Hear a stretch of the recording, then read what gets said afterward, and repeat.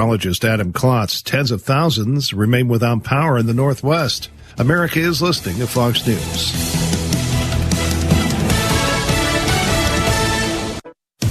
Why are you still going to the post office? Do it all online with Stamps.com. Avoid trips to the post office, print postage, send invoices, letters, or packages, and schedule pickups right from your home or office, 24/7. Get close to 10% off first-class stamps, up to 40% off priority mail, and up to 62% off UPS shipping rates. Go to Stamps.com, click on the microphone, and enter code FOX for a 4-week trial plus free postage and a digital scale. Stamps.com, code FOX. France is getting ready to establish its first age of consent. Fox's Simon Owen reports from London. France doesn't have an age of sexual consent, but the government in Paris is moving forward with plans to change that, announcing it intends to set the limit at 15 years old, with the rule to be enshrined in law. The lack of an age of consent has long complicated efforts to prosecute suspected child sex offenders, with some perpetrators arguing the child had consented. Campaigners are welcoming the proposed reforms. In London, Simon Owen, Fox News. A car chase last week between police and a suspect in Kentucky ends with a police officer hugging the suspect. Hodgenville Police Chief James Richardson on Fox and Friends. When we got up to the car and I looked in her eyes, it was something different than what I typically see at the end of a pursuit, and it just happened. The woman who was driving the car the officer chased was crying and had apparently just fled a domestic dispute with her husband. She was taken into custody without incident. As sweethearts enjoy this Valentine's Day together, many of them might not have heard the history of it. Fox's Evan Brown has. A day on which we celebrate courtship and romance is actually named for a Roman Catholic saint named Valentine, who is remembered for ministering to condemned Christians in ancient Rome. He, too, would become a condemned man as he was jailed for officiating at Christian weddings, which was against Roman law. He refused the Emperor Claudius's offer of pardon Is spreading the message of liberty, cryptocurrency, and peace around the globe worth $2 per month to you? As you may already know, in addition to our internet feed, LRN.FM broadcasts on free-to-air satellite across North and Central America, as well as Sub-Saharan Africa. And we've been available on satellite for free 24/7 since 2010. The LRN.FM free-to-air satellite signal is reaching some of the most oppressive regimes in the world, and there's no doubt our ideas are making an impact. You can learn more about the channel's impact by watching the 3-minute video at fund.lrn.fm. If you'd like to help free minds globally with our ideas of liberty, cryptocurrency, and peace, you can donate as little as $2 per month via fund.lrn.fm. You can help us continue and expand our satellite broadcast to multiple continents. Visit fund.lrn.fm today, and thank you for your help. Don't forget to share the link on social media. That's fund.lrn.fm. Researchers have definitively concluded that all of it, is some kind of sick joke. The Princeton study suggests that the entirety of existence, including time, marriage, migratory patterns of birds, continental drift, life itself, photosynthesis, human society, and the changing of the seasons, are all part of a massive, twisted ruse orchestrated by a spiteful cosmos. Look at you morons, taking this stupid video for your pointless newspaper. Everything's a joke. I'm a joke, you're a joke, the whole universe is a joke. We at the Onion Week in Review are compelled to inform viewers that while this entire segment is indeed one small part of the giant perverse joke, the upshot is that the next minute of your life will be no more or less pointless than if you were to spend it with a loved one, mentoring an at-risk youth, or simply wallowing in your own feculence. In other news, Harley Davidson and Jack Daniels collaborate on a local felony. A churchgoer blanks on why she's lighting a votive candle. And please ring the bell and the boy will come round momentarily for your bags. For more news, visit theonion.com/newsbeat.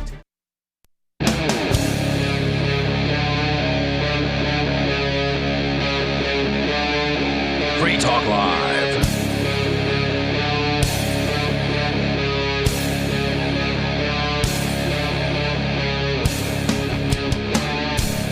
And away we go. Abracadabra, a la peanut butter sandwiches. Zoruma Zoom Zoom. Yes, it is Free Talk Live. 603-283-6160 are the magic 10 digits you need if you would like to join in the conversation tonight on this live radio call-in talk program. It is Sunday nights. I am your host, the Reverend Captain Kickass. Joining me tonight, Peakless Mountaineer. And Melanie. We're going to talk about some fun things and some not so fun things. First up this evening is, well, we know that generally speaking, when the government sort of takes over a thing, it doesn't do a bang-up job, generally makes things worse. We've got a couple of different things here that both indicate that the government, in one shape or another, one form or another, will likely ruin your credit. Because that's what it does. It's like the Midas touch, except the opposite of that. What's the opposite of the Midas touch? You know, I mean, the Midas touch wasn't really good. If you, well, okay, but so you're talking about sort of the anti-Midas touch, yeah, like, that turns everything to feces, right? Yeah, it turns everything to crap. Whatever that touch is, that's generally the SIDAM touch. What government has the Montezuma touch, or SADIM. Yeah, there we go. Perhaps the Montezuma's revenge touch. Oh, yeah. Yes. So Melanie actually brought this one in. This is from realitycircuit.com. And the headline here reads, IMF, that's the International Monetary Fund, not the International MRFers, as I like to call them. The IMF calls for credit score to be tied to your internet search history. Now, just take a second. Think about that. Why would this even be an idea? I don't know. Aren't we skipping a couple of steps here? Like, first off, when did the IMF decide to start making the calls on what our credit score should and shouldn't include? Well, they might just be sitting there watching the Federal Reserve die, being like, I'm next in line. Whether that's actually the case... Well, I mean, they're setting themselves up for it. I mean, there's a pretty good argument for it because, I mean, between the IMF and the Bank of International Settlement, that's been pretty much the first world court. So given that the U.S. dollar is about to completely collapse and with it the rest of the world economy, it's pretty much going to go to those guys. You still got China and Russia to contend with. They still answer to the Bank of International Settlement. But I still don't understand, like, you know, who sits around and goes, I've got an idea. Let's tie people's credit to their internet search history. Like, how does that make any logical sense? Oh, it makes plenty of logical sense. Okay, you just got to remember that they're evil. Yeah. Okay, yeah, it depends but on... even if you're evil, how does tying credit to your search history make financial sense for evil people? Because they're in charge of printing money, which is the most powerful power you can have. Yes. It's very OP power if you play table games or whatever they're called. Mm-hmm. So you're in charge of who gets resources, basically, because now all the corporations, the banks who sell houses, and the Fords and I don't know why I can't think of people's names right now. The car companies, any asset you would need to buy, knows that you can get approved for this on credit, so they're not going to charge a price that you could reasonably pay in cash. So the bank can now be in charge of who gets cars and houses and probably some other things. And if you Google things they don't like, well, now you just don't get to buy a car. Right. I mean, you have to look at this from the perspective of a power addict. So, okay, the last thing that I want is for, if I'm a power addict, is for people who might oppose my gaining more power to have any increase of power whatsoever, like you might get from, say, having your own home, being able to get a car, things like that. I mean, it just has a censoring effect. What usually happens with this type of thing is they announce they're going to do something, and at first it's this outrageous idea, and then it filters through all their organizations, right, and becomes a less and less outrageous idea to the masses, and then they'll do it 10 or 20 years later. Right, after they're not going to do this next week. Right. But even something like this still does have a censoring effect, because there are people who care a lot more than me who are sitting down right now being like, well, if I look this up, am I going to be able to buy a house in 15 years? Right. I mean, consider right now, there are people going online to go to freetalklive.com. Yep. Now, if you know for a fact that that is going to impact your credit, you're going to think twice about doing it. Because, I mean, obviously we are not helpful to those in power. Oh, it's much more useful if they just don't tell you what's going to impact your credit, which is kind of the case right now. You have a vague idea that like paying your bills is good and being late is bad. Right. But something like internet search history, you can vague up a whole lot. And so people are just going to stay way away from that line because they don't know what the rules actually are, and it's not like they're going to get published. Well, let's take a look at what the article says. In a blog post courtesy of the International Monetary Fund, IMF researchers Arnaud Boot, Peter Hoffman, Luc Levin, and Lev Ratnovsky called for internet search history to be tied to credit score. Presenting their findings from a paper they wrote, the researchers argue that by using non-financial data, specifically the history of online searches and purchases, we can solve the problem of certain kinds of people not having enough hard data, income, employment, time, assets, and debts available. The only people that would apply to with no fault of their own is young people. Right, people with no credit because they've never built any. Because if you are, my age and you have issues with employment history or income, that's your own fault. Right. If you're 18, you were 18. Like, there's nothing. You can't change the fact that you're 18. So the only group that applies to is young people. And so if that's really your concern, which it's not, there's two options there. A, skew the scoring system towards, not skew it towards, but adjust for age. Right. Under a certain age, at least. People under 25, 23, wherever you want to draw that line, then don't count that for them. Right. Or, okay, well, have some other way to prove your even something as disturbing as, okay, well, if you're under 23 and you don't pass the regular means, you could take a personality test to show that you're the kind of person to pay your bills. On the extreme end, on the less extreme end, some other way to prove responsibility.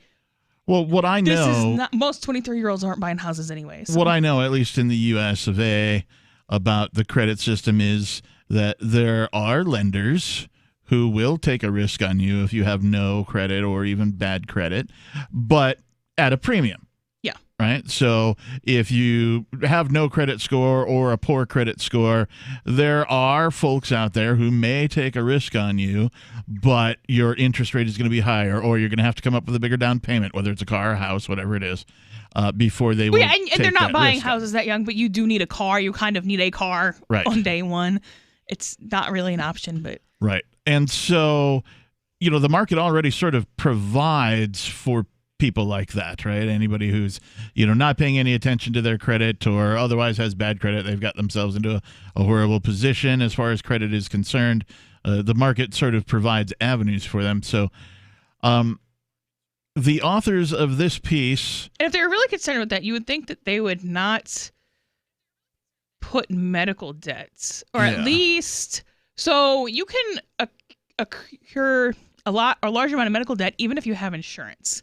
Well, so I still don't understand how it makes sense to tie it to your internet search history. I mean, what websites I frequent, what I've got bookmarks, what my, how do they even know it's just me and not people in my household searching? Because you got a camera on your phone. Well, I mean, on a phone, sure, but I mean, what about your laptop and all that kind of thing, too, right? And it's probably you. It can also hear you. 603-283-6160. More Free Talk Live on the way. If you want to know the latest about Free Talk Live before we go on the air, all you need to decide is how you want it delivered. It's your choice. Visit news.freetalklive.com to receive our usually weekly news updates by email. Plus, we have a Twitter account at twitter.freetalklive.com, and you can follow us on the decentralized Mastodon platform at toot.freetalklive.com. So please follow us at toot.freetalklive.com and sign up for our emails at news.freetalklive.com. What if the United States and the Soviet Union had fought on land, sea, air, and the astral plane, struggled for dominion across parallel dimensions or on the surface of the moon? What wonders would have been unveiled? What terrors would have haunted mankind from those dark and dismal dimensions? Come closer, peer through a glass darkly, and discover the horrifying alternative visions of World War III from some of today's greatest minds in science fiction, fantasy, and horror. Weird World War III. Available now from Baen Books at baenbooks.com. Are you tired of governments murdering people around the world? Stop using their money. There is an alternative. Bitcoin is a stateless, free market, non-political currency. Bitcoin cannot be inflated or controlled by any government. By using their money, you are helping the state. You have an incredible alternative available now. Learn it, use it, spread it. Get started with Bitcoin at bitcoin.com. That's bitcoin.com. Divvy's been a pretty good investment for Free Talk Live. Their ad campaign started in September 2019, and from mid-March to mid-July, the values soared by 10 times. It's not too late. Divvy's new wallet hasn't even released yet, and other things are happening that I can't even say on the radio. If you want to invest and potentially do well, go to DivvyProject.org. I can tell you that FTL is deepening its partnership with the guys from DivvyProject.org. Past performance is not an indication of future profit. DivvyProject.org. DIVI Project.org. Hi, I'm Derek J. To me, an activist's calling is to actively work to advance a cause. The cause for which I work is personal freedom. I believe my life is best when I engage in voluntary interactions and self-government. I reject the idea that anyone else has a higher claim to my life or my body than I do. I see people who call themselves the government as a threat to my personal freedom. I realize you may feel differently, but my relationship with the people who call themselves the government is completely involuntary. If Starbucks used some of its money to drop bombs, I wouldn't shop there. So why would I support the American empire? The empire does not require my consent. Derek J's Victimless Crime Spree. Watch it for free and order the Director's Cut DVD at victimlesscrimespree.com. That's victimlesscrimespree.com.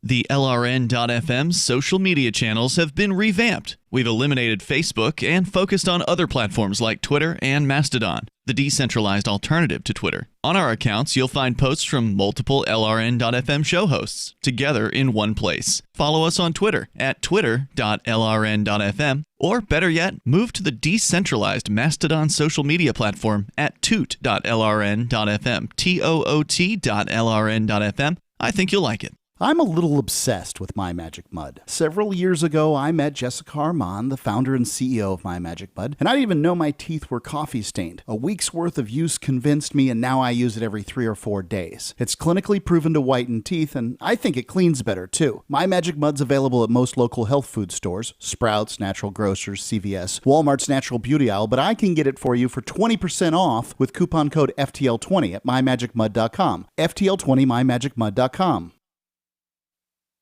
Do you appreciate what we do? Help us advertise, market, and promote for just $5 a month at amp.freetalklive.com.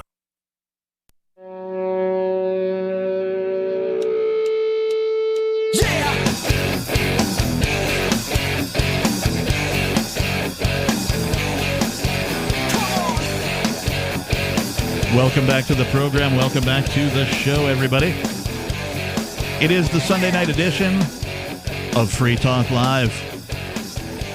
Our telephone number here, should you want to join the conversation, is 603-283-6160. Again, 603-283-6160 is the phone number. In the studio tonight, it is myself, the captain. Beagless Mountaineer. And Melanie. And we just sort of started digging into this article from realitycircuit.com. The headline reads, the IMF, that's the International Monetary Fund, calls for credit score to be tied to internet search history. And most of our discussion was about me just going, I don't understand why they would want to tie it to internet search history. And we can talk more about that. But first, let's go to Scott, who's calling from Florida. Scott, you're on Free Talk Live. Good evening, Captain, Mountaineer, Melanie. I hope you're having a happy Valentine's Day. I'm so disgusted with America. I'll try to make my feelings concise and just to the point.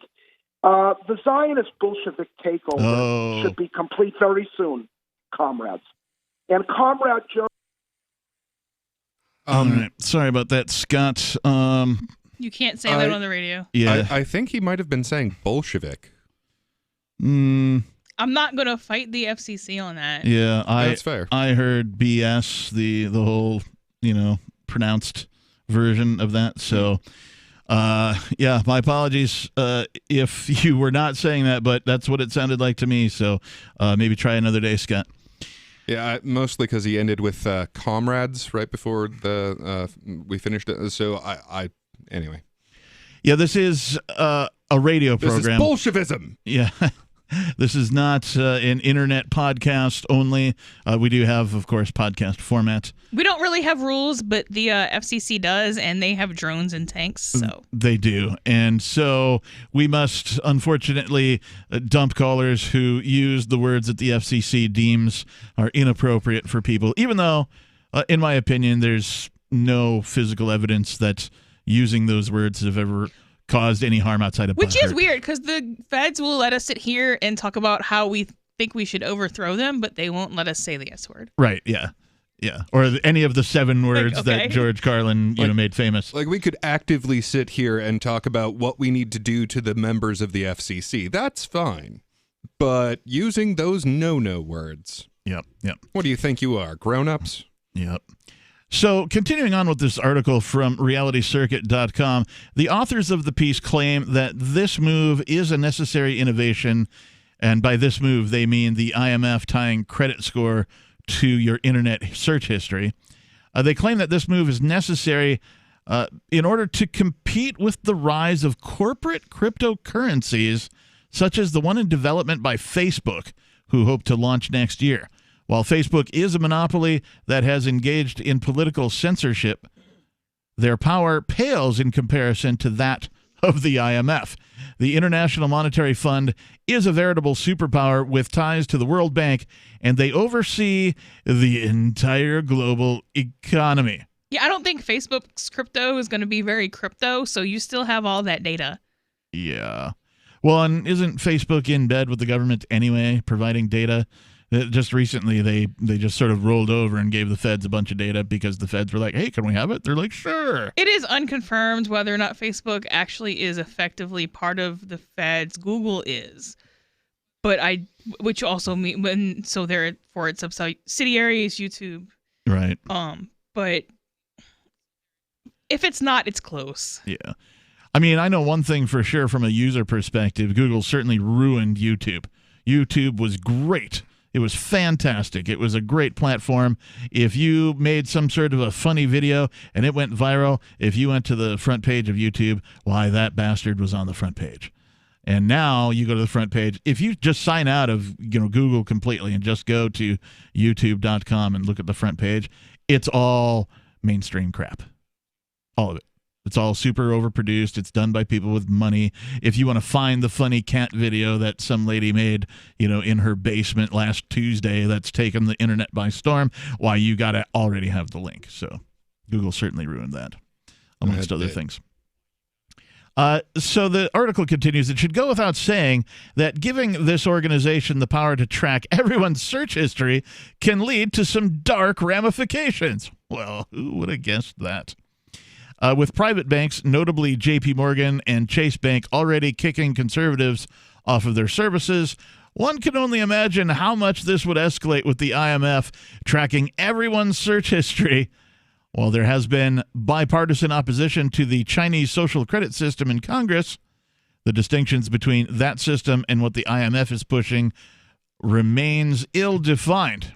That's interesting because when I first heard about the Chinese social credit score system, I predicted coming soon to the United States. Right. It's just going to take some other flavor, some other form that makes people think it's not being mandated. And one of the things that I'd like to point out about this is that, okay, so right now this is in the context of what would your credit score be?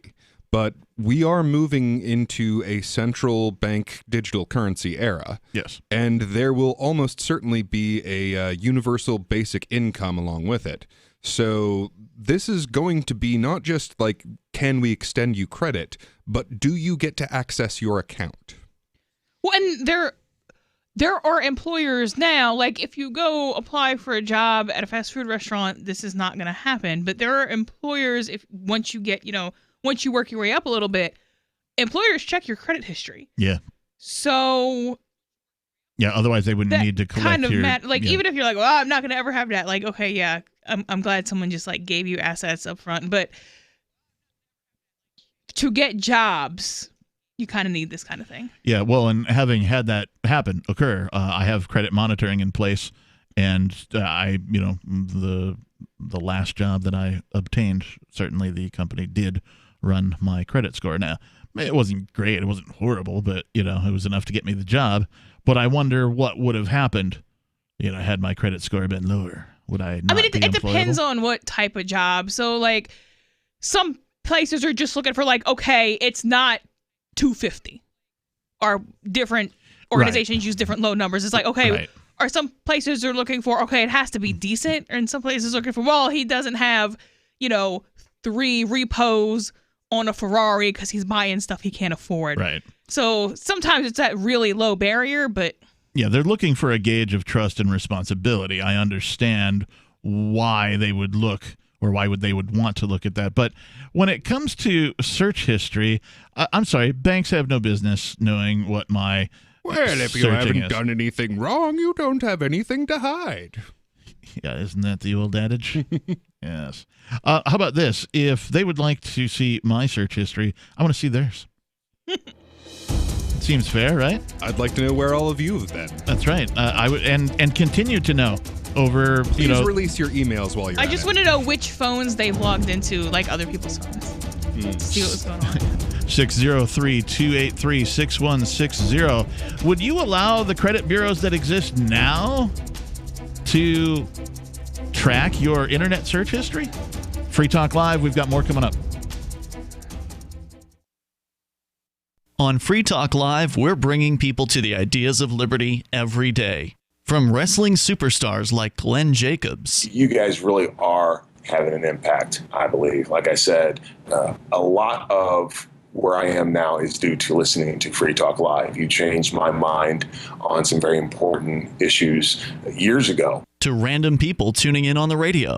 I was kind of stuck in the left-right paradigm. I heard your show by chance on a Saturday night. From there, I went on, joined the Free State Project, and become an amplifier. So, I mean, that's really the reason why I amp is because I know that if it wasn't for you guys being on as many stations as you are, I never would have found the ideas of liberty. Your amp will directly change more lives by getting Free Talk Live in front of people looking for talk radio online and on the air.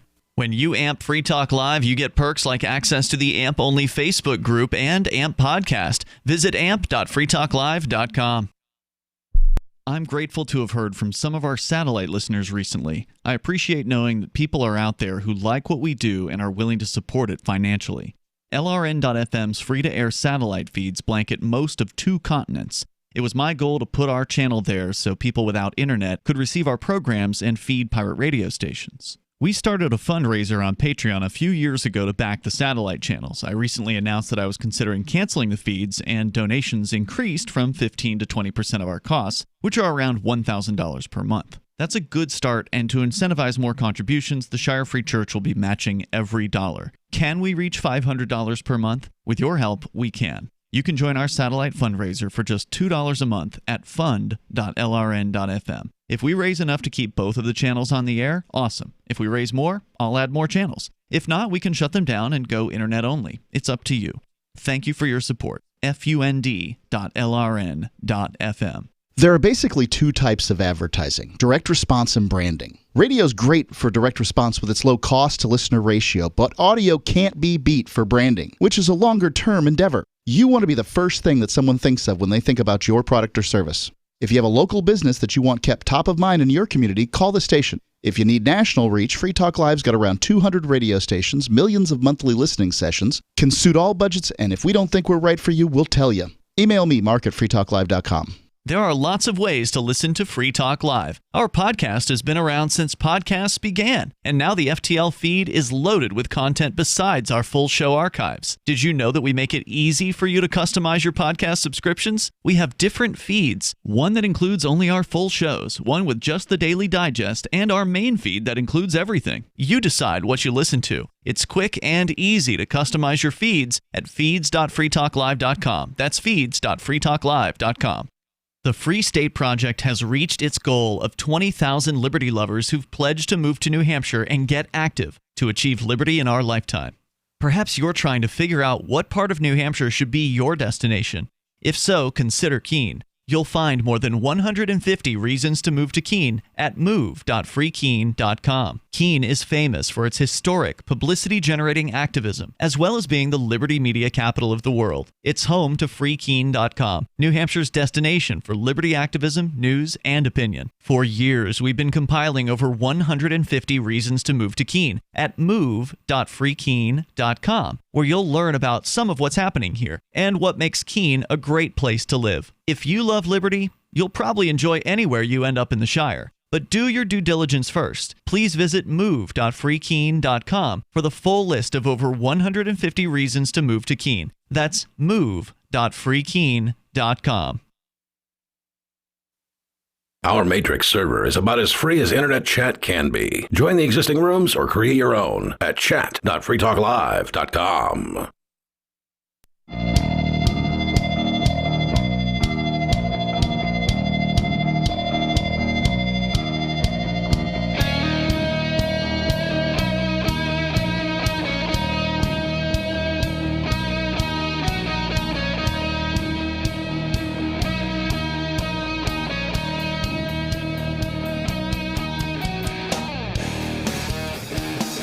The telephone number you need to participate in this radio program is 603-283-6160. Again, 603-283-6160 is the way that you join us here in the studio on this Sunday night edition of Free Talk Live. I am your host tonight. I am the Reverend Captain Kickass. Joining me, Beakless Mountaineer. And Melanie. We've been talking about this article from realitycircuit.com that says the IMF wants to tie your internet search history to your credit. And we've been reading through this, and it seems, it occurs to me during the break that this seems like the banks are crying, right? Facebook's going to make a cryptocurrency, and they can already see everybody's history, and we don't get to see everybody's history, so it's unfair. Do they really not get to see? Like, if the Federal Reserve called up the NSA and was like, hey, send me this file, would the NSA really be like, no? I doubt it. Maybe, actually. Like, the NSA tends to be pretty particular about that stuff, actually. Like, weirdly so. Like, okay, so if that's just the odd department, so there's for somebody who's above the NSA who could be like, okay, I'm taking this file to the Federal Reserve because that's who's really in charge. Well, no, that's exactly it. It's the people above, the people controlling the IMF can do it, but not the IMF itself. Not the IMF, because that's not a U.S. agency. The Federal Reserve is. Well, and again, the people above the Federal Reserve can do it. The Federal Reserve? Maybe. I mean, like NSA in particular, like when Nancy Pelosi is like, hey, you need to not hire these people that Trump wanted. They're like, no. Did you and guys, she is when you were, one of the most powerful people on the planet today. You guys, when you were growing up, did you ever had the ice cream man come to your neighborhood? I did. Okay. And so, all the other kids run out to get the ice cream. Did you ever, have to not get the ice cream because, your mom didn't have money or you didn't have money? Mm-hmm. And you had to, be left out? That's what it feels like to me. It feels like the banks are going, we don't get any ice cream. Facebook gets all the ice cream. They get to spy on them, and they get to spy on them. Okay, but I don't believe that if Jerome Powell wanted my Facebook messages, that he can't get them. Yeah, you probably have a point. That is a fair point. Yeah. We'll continue talking more about this. And that's part of it, too, is just that Jerome Powell might have access to it, but not every single body at the Federal Reserve. Well, yeah, like the janitor can't call up the NSA and be like, hey, I want to see some fun stuff. Yeah. Okay, but the Federal Reserve itself as an entity. We'll talk more about what the implications of this are and where they're coming from. But first, let's go to our caller in North Carolina going by the name of Glenn Jacobs. Glenn, here on Free Talk Live. That's right, buddy. Hey, there we go. Sorry, I had you muted. Go ahead. Captain Crypto. Anyway. That's a first. What's on your mind? Hey, did you see the old fart Mumbles McConnell trying to defend his two-faced decision not to convict Trump, and then his other hypocritical hiding in the closet friend Lindsey Graham, who hey, South Carolina, I bet you're proud of that big disgrace. Then you got Tim Scott. Whoa. Hello? Hey, we just lost not only the current caller, but the caller who was on hold as well. Well, that's unfortunate. Interesting. Technicalities here on Free Talk Live. Well, moving... They're cutting the hard line. Yes, perhaps this is a precursor. We don't know. If the lights go off and the show goes off the air, you guys will know why. In response to what Glenn Jacobs was saying, that was Jerome, dude. We know it was Jerome. I don't follow that particular soap opera. I mean, like, honestly, I have watched absolutely zero of the entire impeachment proceedings. I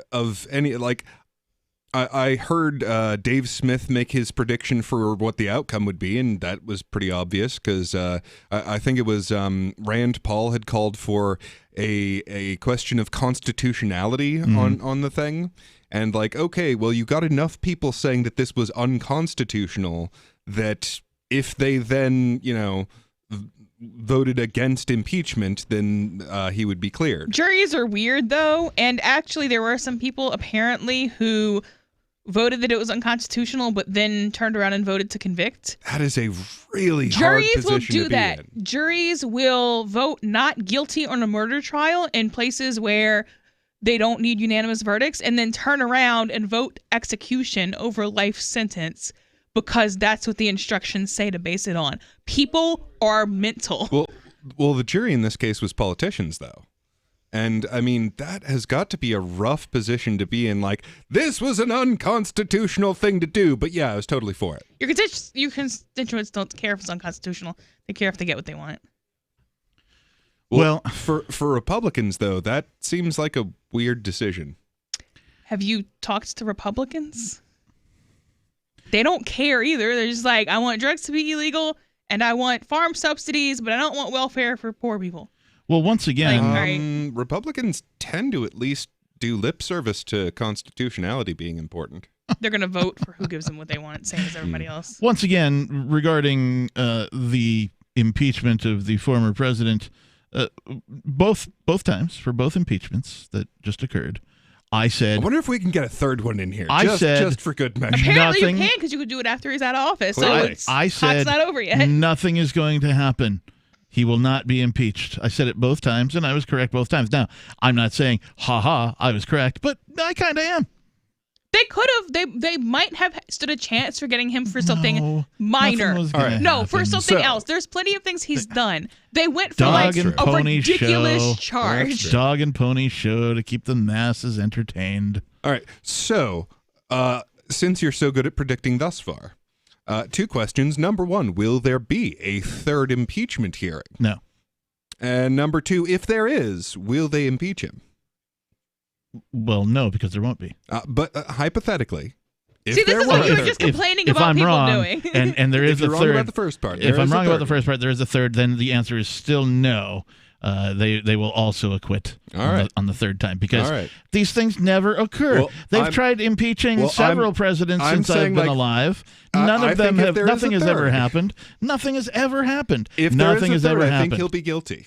Here's what happens. Wait, be guilty or be found guilty? Be found guilty. No matter what level of government investigates themselves and finds that they didn't do anything wrong. Right, but he's not government anymore.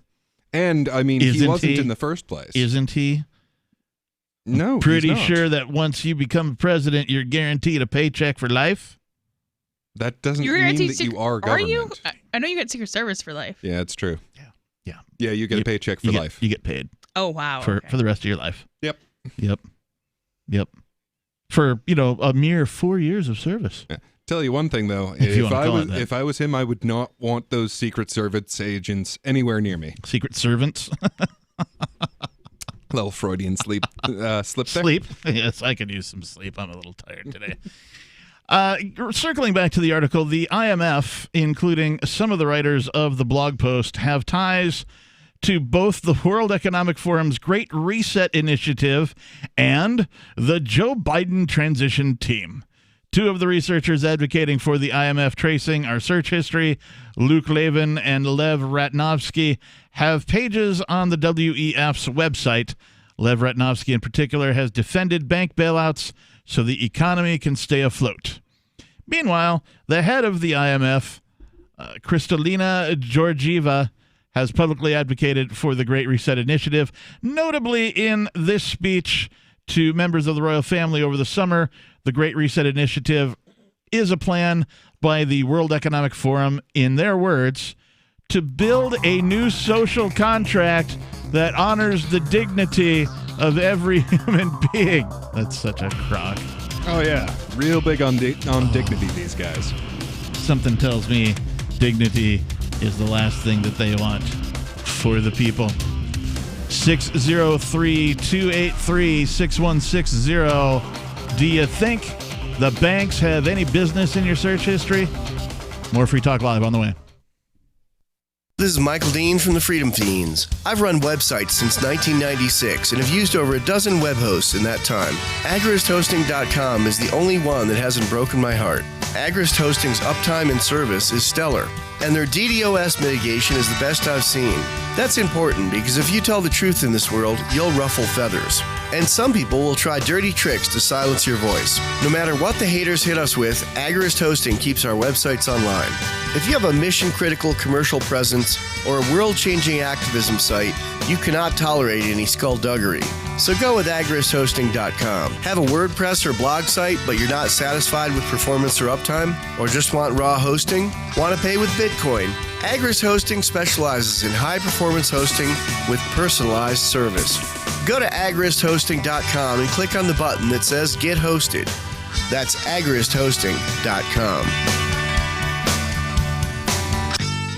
Looking for a great real estate investment? Consider New Hampshire, which is ground zero for the Liberty Movement. Your first call should be to Mark Worden from Porcupine Real Estate. He's more than just a real estate agent. He's your New Hampshire concierge. Where are the best places to live? Do you want farm, city, the burbs, or forest? Do you want a duplex or multifamily building so that renters pay your mortgage? There are homes in all price ranges in New Hampshire, and Mark can help with financing too. Invest in liberty and property. Mark Worden can help. PorcupineRealEstate.com. What if you want to hear the latest episode of Free Talk Live, but all you have is your phone, you forgot to download our archive, and you have no data connection? You can call our Listen line at 641-793-0191. That's a long-distance number, so you may incur charges. If not, listen as long as you want. 641-793-0191. The Free Talk Live Listen line, 641-793-0191. We have some good news. The indictments against Ross Ulbricht in the District of Maryland were dismissed with prejudice, meaning they can never be refiled. This is especially good because those indictments contain the only charge ever made that Ross engaged in murder for hire. This was a serious allegation that Ross Ulbricht denies. It was never prosecuted or ruled on by a jury, but was trumpeted by the federal government and the media as if it were proven fact. The Maryland court held these indictments for almost 5 years, poisoning Ross's case and leaving him under a cloud of unproven allegations.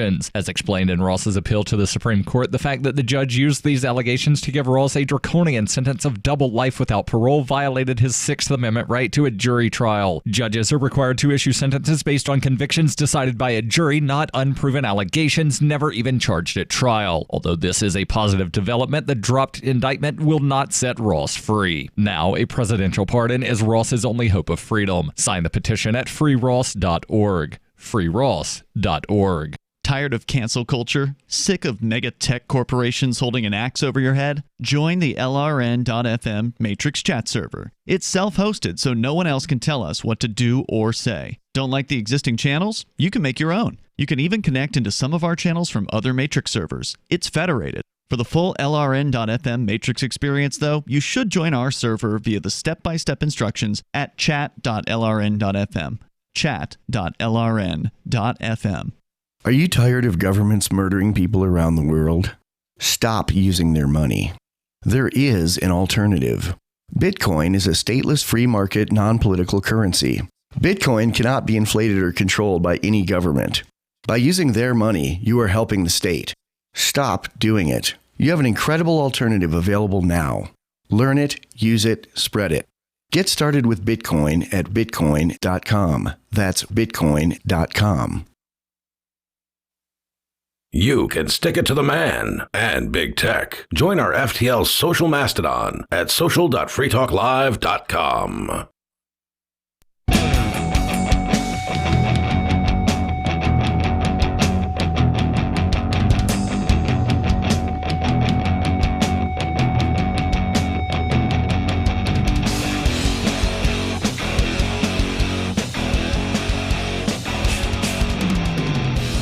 Yes, welcome back to Free Talk Live. It is the live Sunday night edition. We're here 7 days a week between 7 p.m. and 10 p.m. Eastern Time. If you're not in the Eastern Time Zone, well, do some math. I believe it's 4 until 7 Pacific Time because, well, I used to travel. I used to time travel. That's right. I travel across different time zones and exist there simultaneously. No, it's not true. At any rate, in the studio tonight, it's myself, the captain. Beakless Mountaineer. And Melanie. And I wanted to tell you folks about Bitcoin.com because it is the best source for learning about cryptocurrency. You can go there now and click on Get Started at the top of the page. Once you do that, you will find a cornucopia of information neatly organized by your needs. There's no longer an excuse for ignorance of this important world-changing information.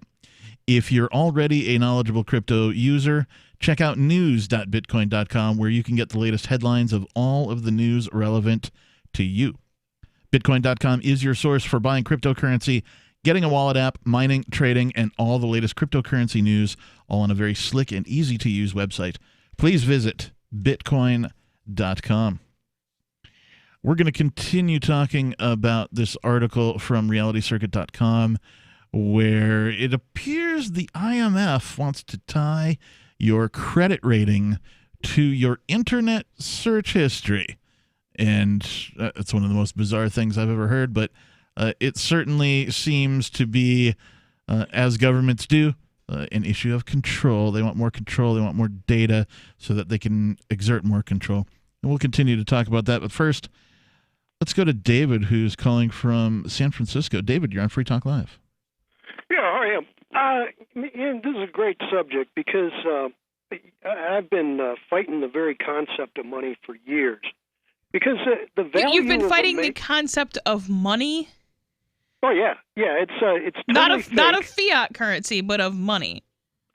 Right. Yeah. The very concept of it is a fake, and people are born into it.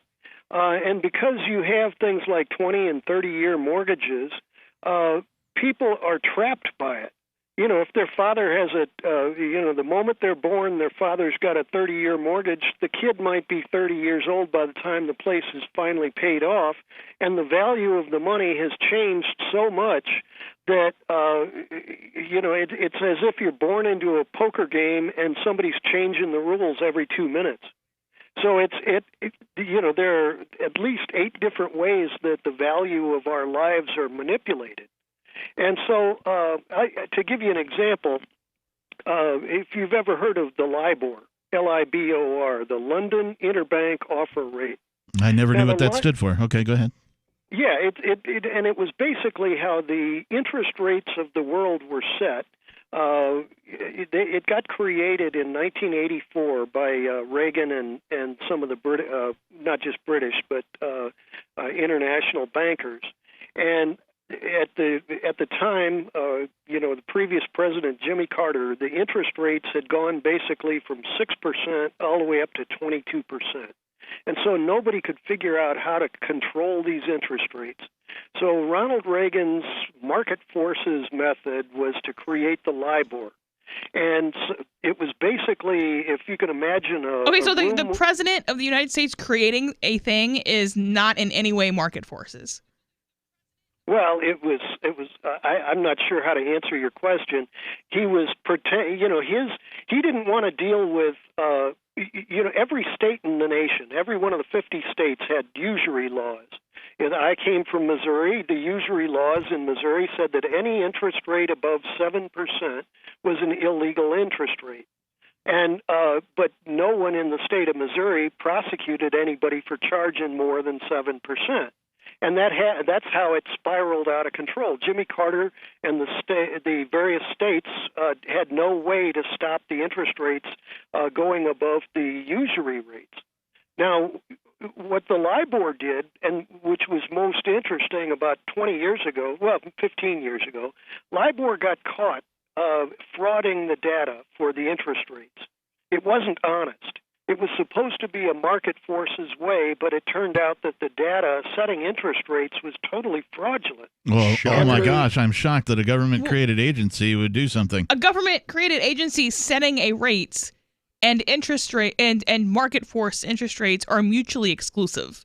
Right. Oh, I agree, and that's what I'm leading up to. Okay. So the LIBOR had, by the time they got busted, they had $351 trillion worth of debt. $351 trillion in debt, and the value of the entire earth, all of the raw materials, all of the workings of the people and everything else, only amounted to $24 trillion. They had created $351 trillion in debt. And so that explains, and this was only about 10, 15 years ago that they got busted. So it explains how we're trapped right now, that there's nobody really dissolved this phony debt, and people are still paying off mortgages and interest rates that are based upon totally fraudulent debt. Oh, yeah. And so when you start looking at what the IMF is doing and trying to recapture the credit rating of the world, when you talk about the regular, a dollar bill, say like the American dollar bill, and it used to be based on gold, they used to be able to print 10 times more paper than there was gold in the Treasury, 10-to-1 ratio. And 100 years ago, a lot of the farmers, the writing of the Wizard of Oz was kind of based upon this, that the bankers and the money manipulators were producing less paper. They were doing as low as a 6-to-1 ratio instead of a 10-to-1. And that starved local communities of the ability to get anything done. Not engaging in quote enough fractional reserve banking is not starving local communities or anyone else of anything. Oh, yeah, it did. Well, no, because you're not supposed to commit any fraud. Right. Like 6 times fraud is not enough fraud. It's 6 times too much fraud. Right. There should be no fractional reserve banking, period. If there's going to be a certificate based on, gold or something like that, then it should be a 1-for-1 ratio, period. Yeah, well, how does cryptocurrencies work? They're not creating anything tangible. They're creating I disagree. A constantly manipulating number. Which has nothing to do with fractional reserves. Right. So it's hypothetical fractional reserve. No, it's not, because it's nothing to begin with. Actually, it's it's based on mathematics, and what cryptocurrency does is it solves the problem of trust without a third party. The third party being either government or the banks. So no longer is a third party required for things like escrow, right? You don't need a government oversight there because it's an agreement that if you and another person enter into it and you decide on the price of a thing, you can be confident that the price that you agreed to pay is the amount that the other party will receive without any intermediary in between. It solves the problem of trust, and that is where its value comes from. Yeah, and cryptocurrency that's nonsense. How is it nonsense? It's mathematics. Because it has no basis in reality. Of course it does. And you're saying that if a farmer has a silo full of grain and he wants to transfer it to somebody who has a oatmeal factory, then there can be a price agreed on. But what what the difference is that, and this goes back to 100 years ago when they were, the Wizard of Oz paradigm came in, where the farmers did the hard work to produce that grain, but the Chicago Board of Trade manipulated the commodity price, and all of a sudden the hard work got dissipated by 20%. The share, a pound per, the bushel price of grain lost $2 or something like that. Lowering the reserve requirement is not going to help that. It's going to hurt it. Well, when you're starting to look at credit ratings, this is one of the reasons why I talked about getting rid of money altogether, because a reputation is what money is supposed to. How are you defining money? Because you keep saying money, but you're describing fractional reserves and you're describing fiat currency. So how are you defining money? By getting rid of money, are you including like gold would be? Well, the big picture is, we're born into a monopoly game with endless changes. And every minute that goes by, the value of somebody's life is raised or lowered, and it usually doesn't have to do with that person. So in other words, the credit rating of a human being is changed overnight by whether it's legislation, it could be the price of gold, it could be thanks for the call, David. We appreciate it.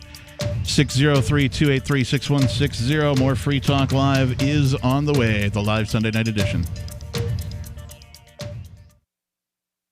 Want to accept Bitcoin at your online store? There's a good chance you already have what you need: a WordPress using WooCommerce and a Bitcoin address. Now all you need to start taking Bitcoin payments on your website is the AnyPay app on your Android or iPhone. Just paste your Bitcoin address into AnyPay, then connect it to your website with our one-click plugin for WordPress. Now your website takes Bitcoin, start to finish, in 15 minutes or less with no complicated steps. Download AnyPay from the App Store today. Some of you asked, and now we've delivered. LRN.FM's live Keene, New Hampshire studio shows are now streamed in HD on Twitch. Visit our channel at twitch.lrn.fm and give it a follow. If you have Amazon Prime, you get one free subscription on Twitch. If you use it on our channel, Twitch will give LRN.FM a monthly piece of your Prime subscription cost. So please watch, follow, share, and subscribe to twitch.lrn.fm. That's twitch.lrn.fm.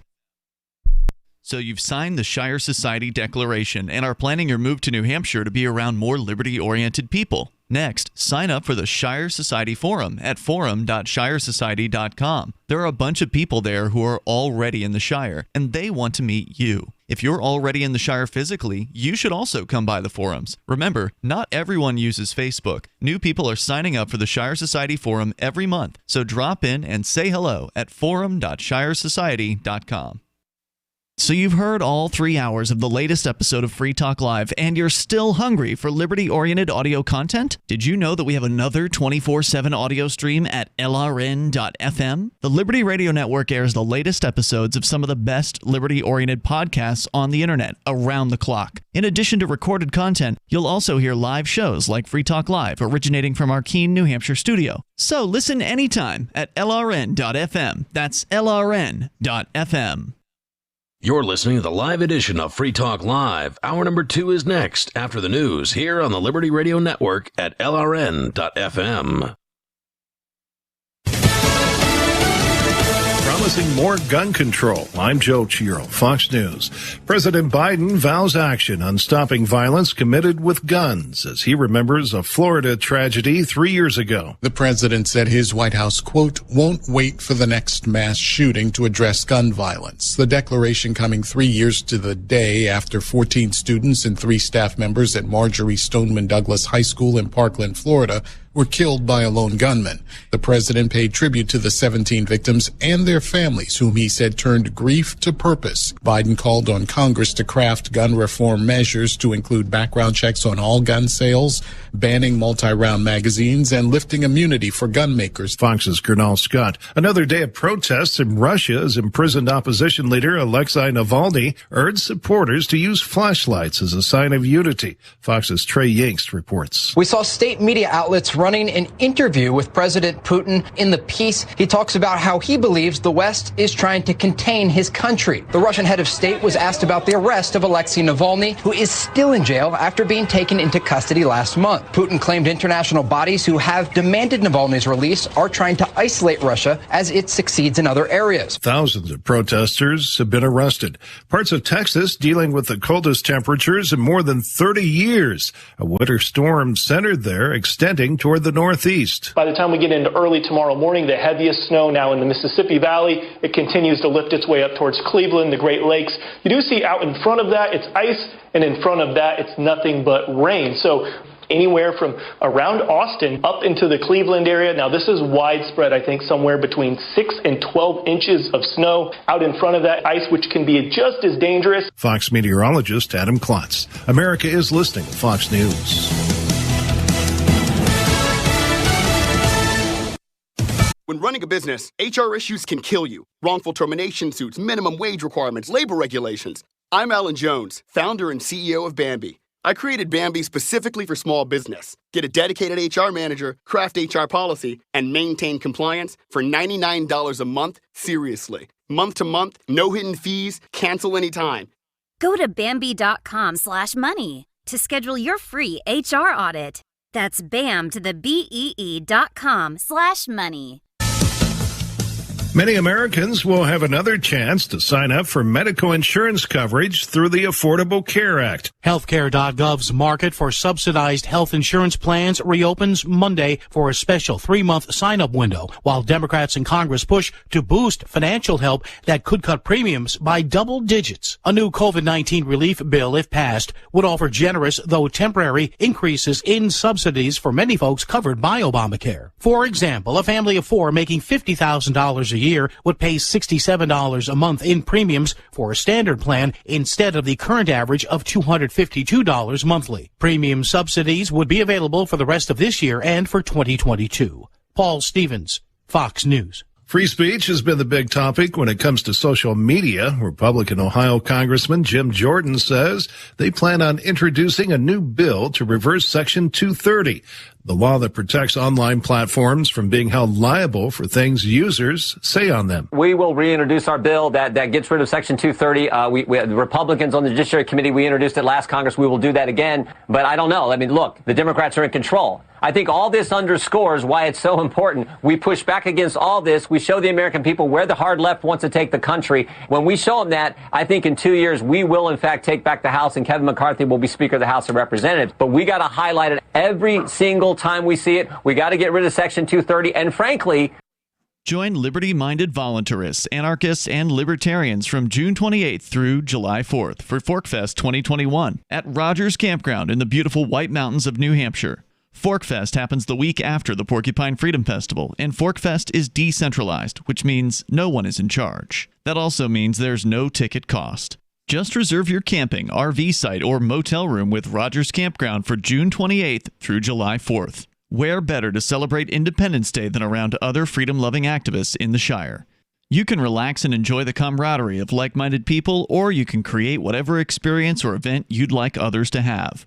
If you're planning an event for ForkFest, be sure to let others know in advance. You can connect with fellow ForkFesters via the unofficial Telegram chat or the ForkFest forum. Links to those are on the unofficial website, forkfest.party.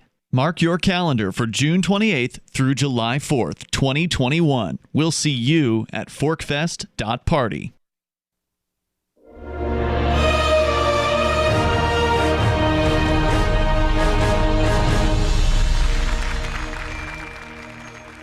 People love photography. But when we thought about photography, we realized one thing. Humans are limited to looking at photos with our eyes. That's a problem, right? So we made an app, PicSong, the first program that turns your photos into music if you want to do that for some reason. It puts the power in your hands. You get to decide why you need this. I can't tell you why you need this. It's not my job. Who is this app for? Maybe it's for students, or artists, or blind people. But can it turn your music into photos? No, it can't. Do you get to keep the original photo? No, it gets deleted. Always back up your photos before using PicSong. This is the Onion News Network.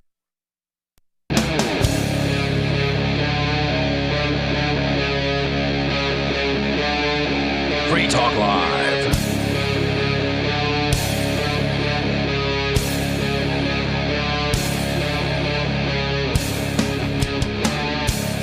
603-283-6160 is the telephone number.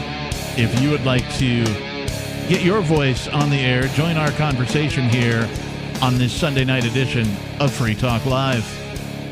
In the studio tonight, it's myself, the captain, Peakless Mountaineer, and Melanie. And we've been talking about this article from RealityCircuit.com about the IMF wanting to tie your credit rating to your search history. We've basically gotten through the article, and then we also had a caller who wanted to discuss how he's been fighting against money, and he had some interesting things to say. You guys had some follow-up on that.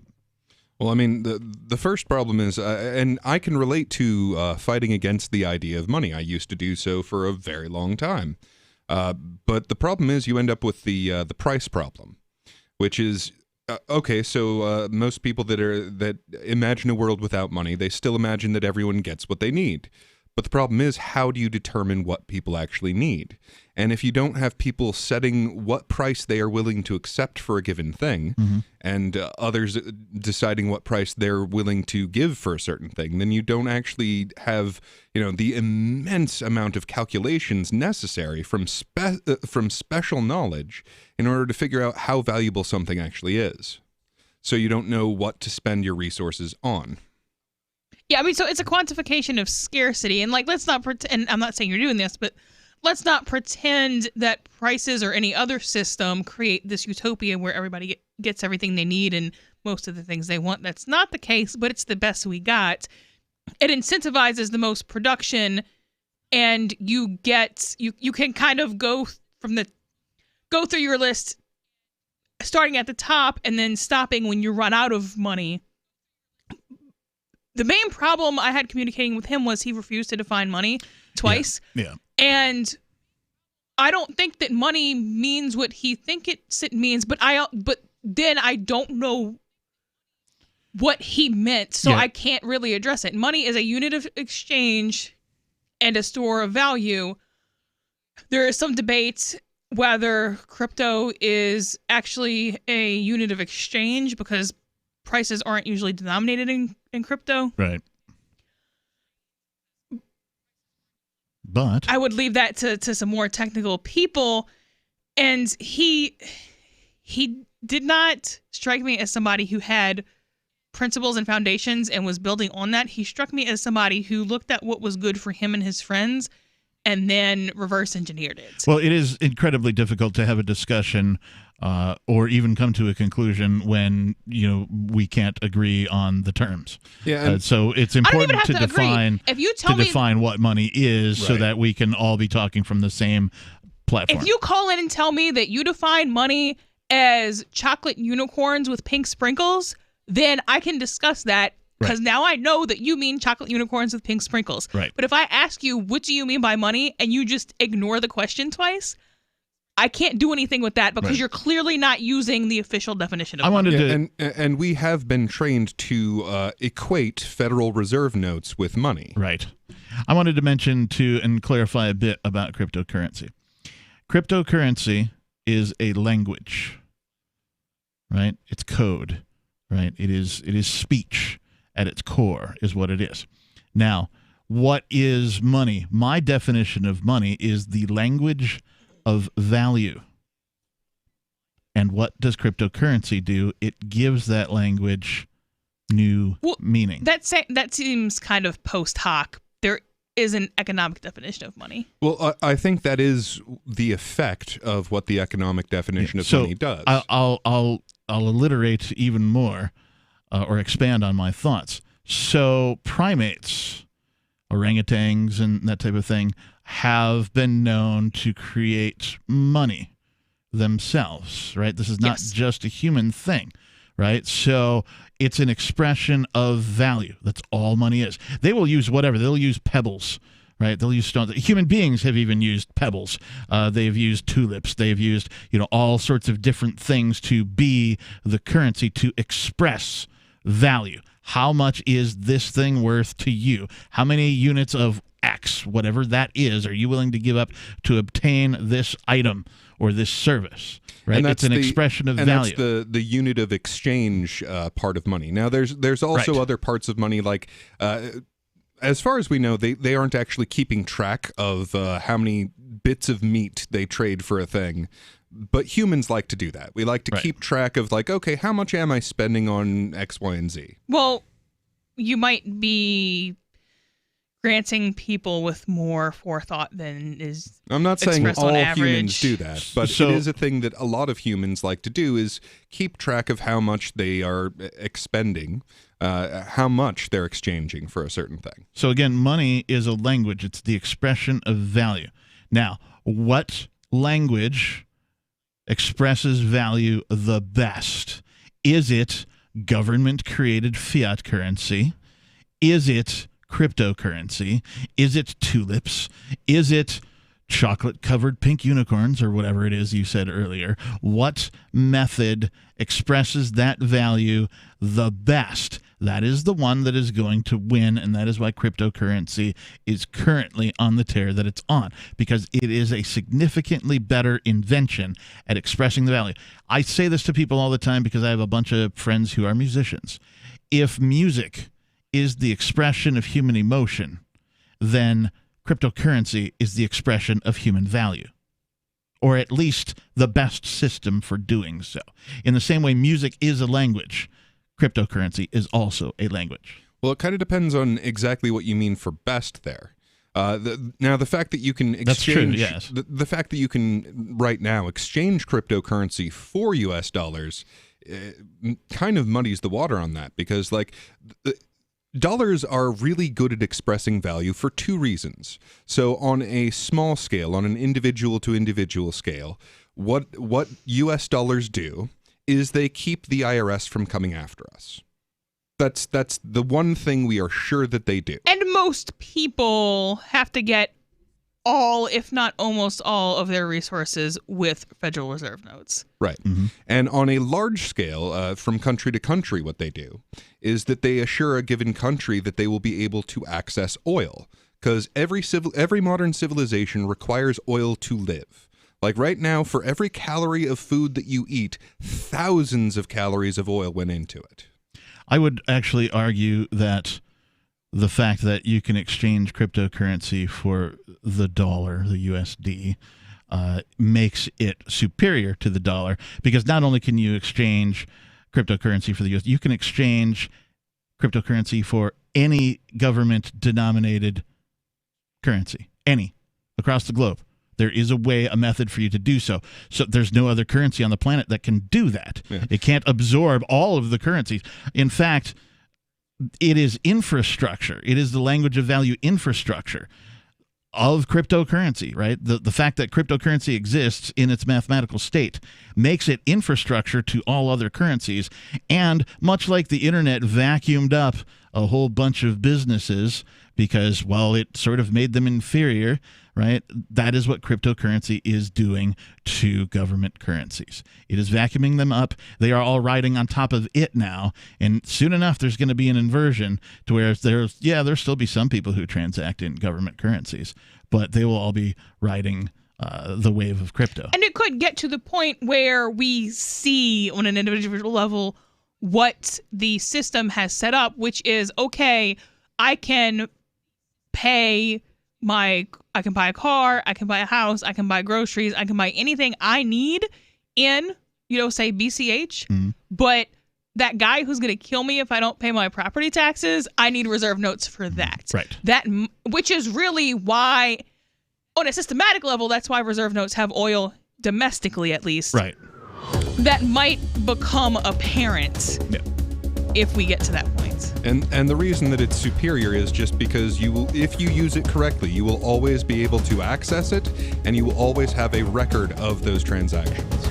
The thing that the United States dollar is backed by is the full force of the government.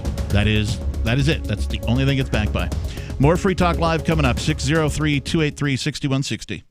Having taken her father's throne, Sarah Calhoun has fallen out with one of her best allies, and her brother Nathaniel heads into Imperial Philadelphia with a reckless plan. Her uncle Thomas, armed with new powers and new allies, aims to remove Sarah from her throne and from the world of the living. To survive and to gain the strength she needs to fight an impossible war, Sarah must unite the Mound Builder Kings to enact an ancient rite that will propel her beyond mortality. Servant Daughter by T.J. Butler is the newest entry in the Dragon Award-winning Witchy War series from Baen Books at BaenBooks.com. Are you tired of governments murdering people around the world? Stop using their money. There is an alternative. Bitcoin is a stateless, free market, non-political currency. Bitcoin cannot be inflated or controlled by any government. By using their money, you are helping the state. Stop doing it. You have an incredible alternative available now. Learn it, use it, spread it. Get started with Bitcoin at Bitcoin.com. That's Bitcoin.com. Divvy's been a pretty good investment for Free Talk Live. Their ad campaign started in September 2019, and from mid-March to mid-July, the values soared by 10 times. It's not too late. Divvy's new wallet hasn't even released yet, and other things are happening that I can't even say on the radio. If you want to invest and potentially do well, go to DivvyProject.org. I can tell you that FTL is deepening its partnership with the guys from DivvyProject.org. Past performance is not an indication of future profit. DivvyProject.org. DIVI Project.org.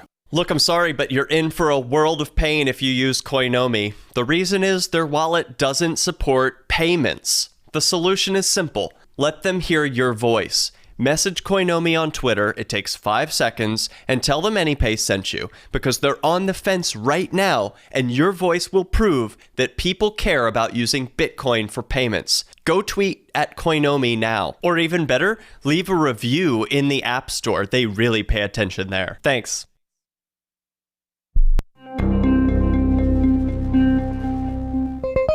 Following this afternoon's arrest of Congress on the charge of over 23 million counts of manslaughter, our reporter spoke to Mark Westnick from Savannah, Georgia, just one of the many Americans that has lost a loved one due to the legislative branch's criminal negligence. Because of Congress, my 23-year-old son died 2 years ago in Afghanistan. My nephew, he lost his leg in Iraq in 2006, and my brother died in Vietnam in 1969. Congress killed my family. Defense attorneys for the now incarcerated 538-member group have dismissed the claims made by Westnick and other victims and released a statement saying their client has been, quote, a pillar of the national community for over 200 years and completely innocent of any and all wrongdoing. Keep checking theonion.com for more as this story develops.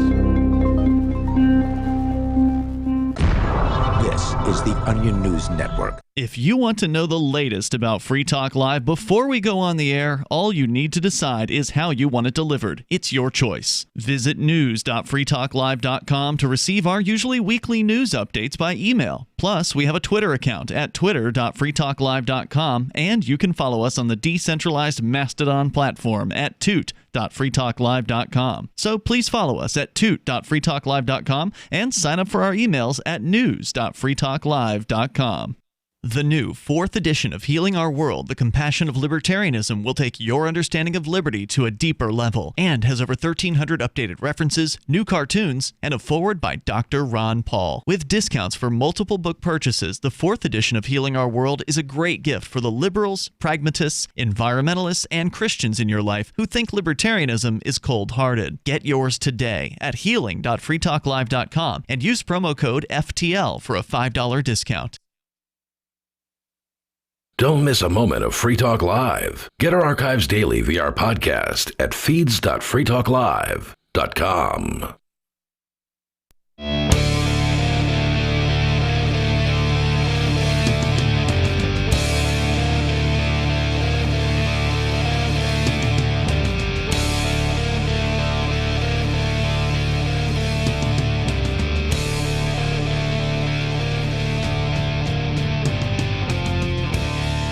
Welcome back to the show. Thanks for tuning in. Thanks for listening, everybody. It is Free Talk Live. Our telephone number here in the studio is 603-283-6160. Again, 603-283-6160. In the studio tonight, it's myself, the captain. Peakless Mountaineer. And Melanie. And we were talking about this article about the IMF calling for your credit score to be tied to your internet search history. I just happened to have, well, a segue article, if you will. This is from Yahoo Finance. And they this have an article about segways? Yeah, before those Rolly deals that Microsoft, I think Microsoft, right, that are called Segway. Before those existed, segue meant transition into, right? Like, I'm going to segue from one topic into another, and I would build a verbal bridge to do so. But yeah. Well, how much do those cost? I'll sell you one if you got some Bitcoin. This from Yahoo Finance. Biden wants to shut down credit bureaus. What would that mean for you? And what does it mean that Biden wants to shut down credit bureaus? That's my question. Well, one of the more fascinating platform items of the Biden presidential campaign was the idea of transferring consumer credit ratings from Equifax, Experian, and TransUnion to a public registry under the Consumer Financial Protection Bureau, also known as the government. I read this to say... Because I got to say that Consumer Financial Protection Bureau just doing a bang-up job so far. I feel totally protected as a consumer. Yeah, I don't feel my finances are protected at all by the organization known as government. And what this says to me is the government wants to take over what are seemingly, at least more so than government, market agencies to produce credit ratings currently, and turn that into just one government agency. That sounds like a bad idea to me because, again, the government has a very poor track record of taking over things and making them better. In fact, I can't think of anything. Can you name something, either of you, that the government has taken over and improved? Oh, the silence is deafening. No. Yeah. Callers, can you name somebody or something? Oppression. The government took over oppression and made it better? Because if you look at dollar for dollar, if your goal is to kill and lock up people, the government is really inefficient at killing people. Well, we don't want it to be, but it is still inefficient. Well, there's more to oppression than just killing people and locking them up. But it is the largest murderer. Yes, they're but profoundly good most people or entities aren't that big. Centralization of power. They have definitely done a bang-up job of that. Well, okay, but did they take over it? No, they self-imposed it. Slavery. They're awesome at that. Yeah, there's a few things government's good at, and I think we've covered them. Killing, slaving, taking your money. Yep. Right? I can't think of anything else that they're good at. Let's see. Lying, stealing, lying. They're really good cheating, at lying. Enslaving, killing. Yeah, that. Okay. All right. So basically, no. The article says, as reported by The Balance, this idea was examined in depth in a paper published by a think tank called Demos in 2019. One major takeaway of that paper was that decisions drawing on credit data reproduce and spread existing racial inequality, making it harder to achieve true economic equity. Demos proposed the idea of a public credit registry in that paper because, having 3 or even 4 credit bureaus apparently isn't enough. They want to have one centralized government-controlled registry. Do you mind if I go off on a brief little tangent here? Why, go ahead. All right. So 2 quick things. So this one mentioned equity. Mm-hmm. So that's a term that used to have a specific meaning, both in the financial world and just as a term. And it is rapidly coming to a very different meaning. So what was it and what is it? So what it used to mean was that there was equity in a transaction. So like if we agree that you will give me 5 widgets and I will give you 4,000 Satoshis, mm-hmm. and then we do that, then there's equity. And there's also the financial term of like having equity in your house. So like if you've put work into it, you've paid off part of your mortgage, that sort of thing, that becomes equity. Right. And rapidly, equity is moving to a very different term. And it basically is a subtle way of saying socialism. Okay. And what was the other thing? The other one is that, oh, shoot, I seem to have lost. Oh, there it is. Glad you found it. Yeah. There's a lot going on up here. Our caller had mentioned that there were laws of usury laws. Yes. Now, that's another term that has very drastically changed its I'd be meaning. surprised if most of our listeners understand what usury is, or the definition of it anyway. It's not a common term. It used to be. Now, once upon a time, what usury was charging interest on a loan. Mm-hmm. That was usury, and it was not only bad but evil. Right. Because it was considered simony, a term that I'm sure almost no one knows, which is the idea of selling something spiritual in exchange for something material.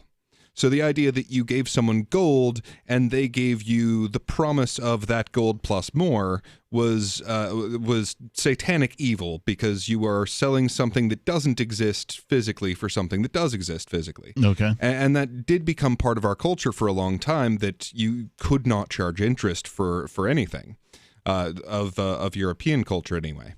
Now, the Templars ended up being the first ones allowed to do that, which is right when the term usury started shifting. So then it wasn't charging interest at all. It was charging too much interest. Right, which is what the current definition appears to be. I've just checked a couple sources. Usury, the illegal action or practice of lending money at an unreasonably high rate of interest. Interest at unreasonably high rates is the current definition. And I mean, already you can kind of see the problem there of, well, it's unreasonable. Well, according to who? Right. Who determines reasonable? Of course, the market should determine that, and also individuals, right? If I am looking for a loan and I go to one person and they go, hey, yep, I can do the loan for you, and I'll do it at 20% interest for you. I go, well, how about 10? And they go, no, sorry, we can't go any lower than 20. I go, okay, well, let me get back to you. And then as a smart man, I should go and shop around and find it. And somebody else goes, no, we'll do it for, 8%, or whatever it is. That's on me. It's my responsibility to shop around and get the best possible interest rate that I can. Right. In a free market, the modern term of usury is physically impossible. You cannot possibly charge me an unreasonable amount because I get to decide what's reasonable. You seem reasonable to me. Thank you for that. 603-283-6160. We've got more Free Talk Live on the way.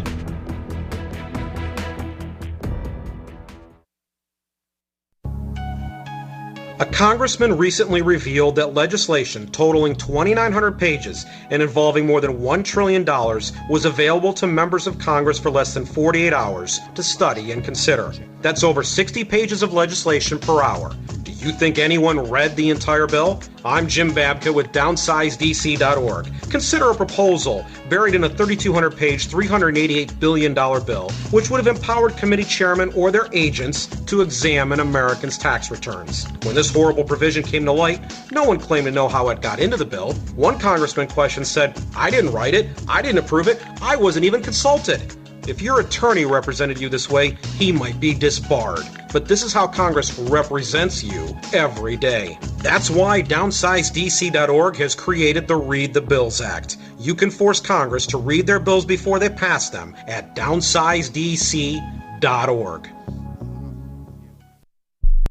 Why did you move to the Shire? I moved here to the Shire because there's other people around who take liberty just as seriously as I do.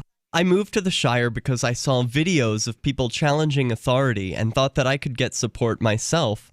It called to me, like, do this, right now. I wanted to be around people like me who got it, and once I got here, I knew there was nowhere else that I wanted to be. I've always wanted to change the world, so I moved to the Shire to join people who were actually working towards doing the same thing.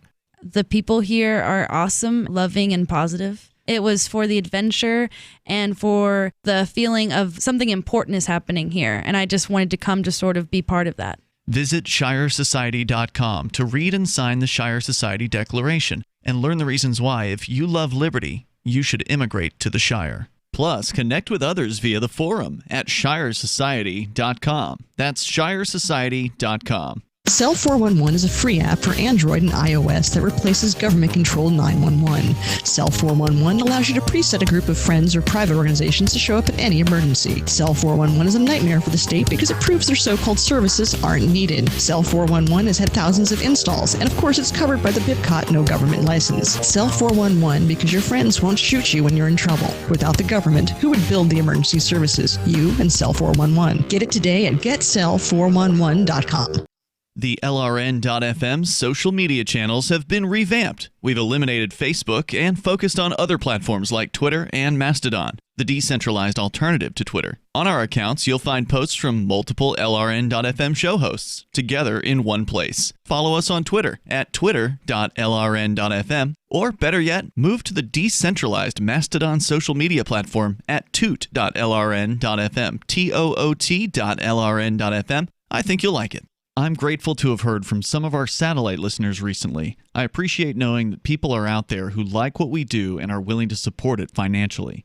LRN.FM's free-to-air satellite feeds blanket most of 2 continents. It was my goal to put our channel there so people without internet could receive our programs and feed pirate radio stations. We started a fundraiser on Patreon a few years ago to back the satellite channels. I recently announced that I was considering canceling the feeds, and donations increased from 15 to 20% of our costs, which are around $1,000 per month. That's a good start, and to incentivize more contributions, the Shire Free Church will be matching every dollar. Can we reach $500 per month? With your help, we can. You can join our satellite fundraiser for just $2 a month at fund.lrn.fm. If we raise enough to keep both of the channels on the air, awesome. If we raise more, I'll add more channels. If not, we can shut them down and go internet only. It's up to you. Thank you for your support. fund.lrn.fm. We're still not sure why you'd want to watch, but our video feed is streaming nightly for free at cam.freetalklive.com.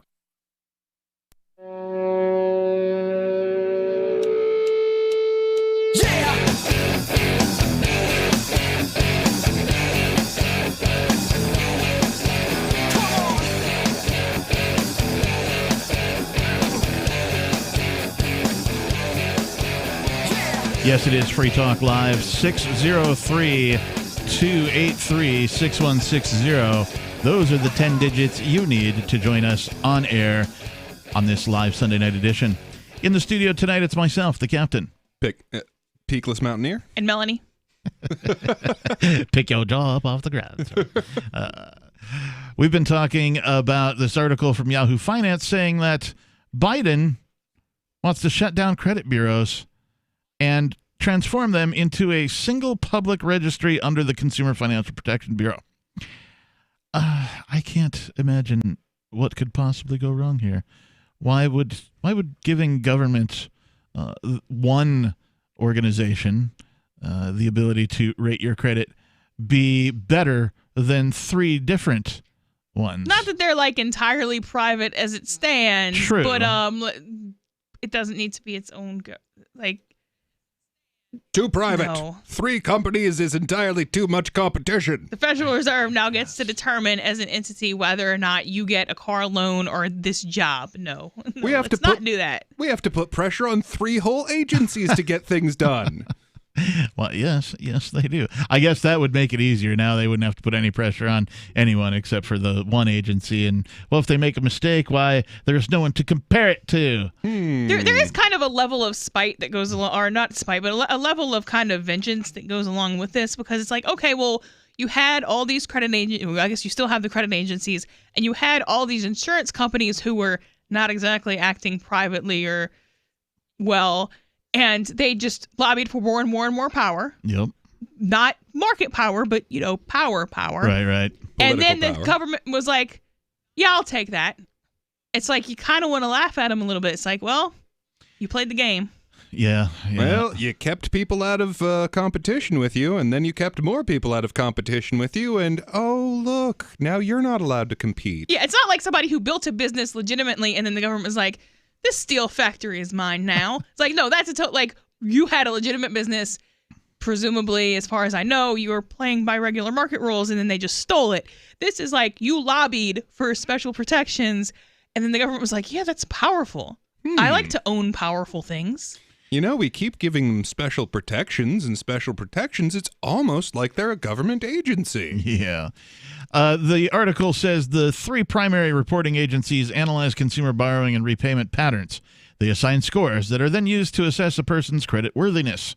This can affect their access to an apartment and their ability to hold certain jobs, in addition to the amount they can borrow and the interest rates that they are charged. It's big business, enough to support 3 public companies, although they do have other businesses as well. While lenders certainly have the right to determine the risk of a potential borrower, the problem is the lack of transparency in the process, as if government is going to solve that. Right, because they've been so transparent about everything so far. The 3 They've bureaus... gotten a little bit more transparent in the past year or so. It's odd. Hold on, I'd like to, Yeah, they come out and they're like, well, Fauci was like, you know what? I lied, actually. And then they came out and like, well, we don't know when we're in lockdown. And Nancy Pelosi came out the other day and said, well, Biden won, so I got what I wanted, so I'm not going to give you a stimulus package. That's true. Like, these people said these things. Yeah. Like, it's not mind reading. That's not really transparency. That's more of just like, hey, I lied. So they're being honest about their dishonesty. Yeah, but only after they've been dishonest in the first place. So right. I don't know if that's transparency. Transparency would be, show me the books. Let me see exactly where every dime goes. That, yeah, I mean, the taxpayers' money. Yelling "gotcha" doesn't really count as transparency. Right. Like, ha.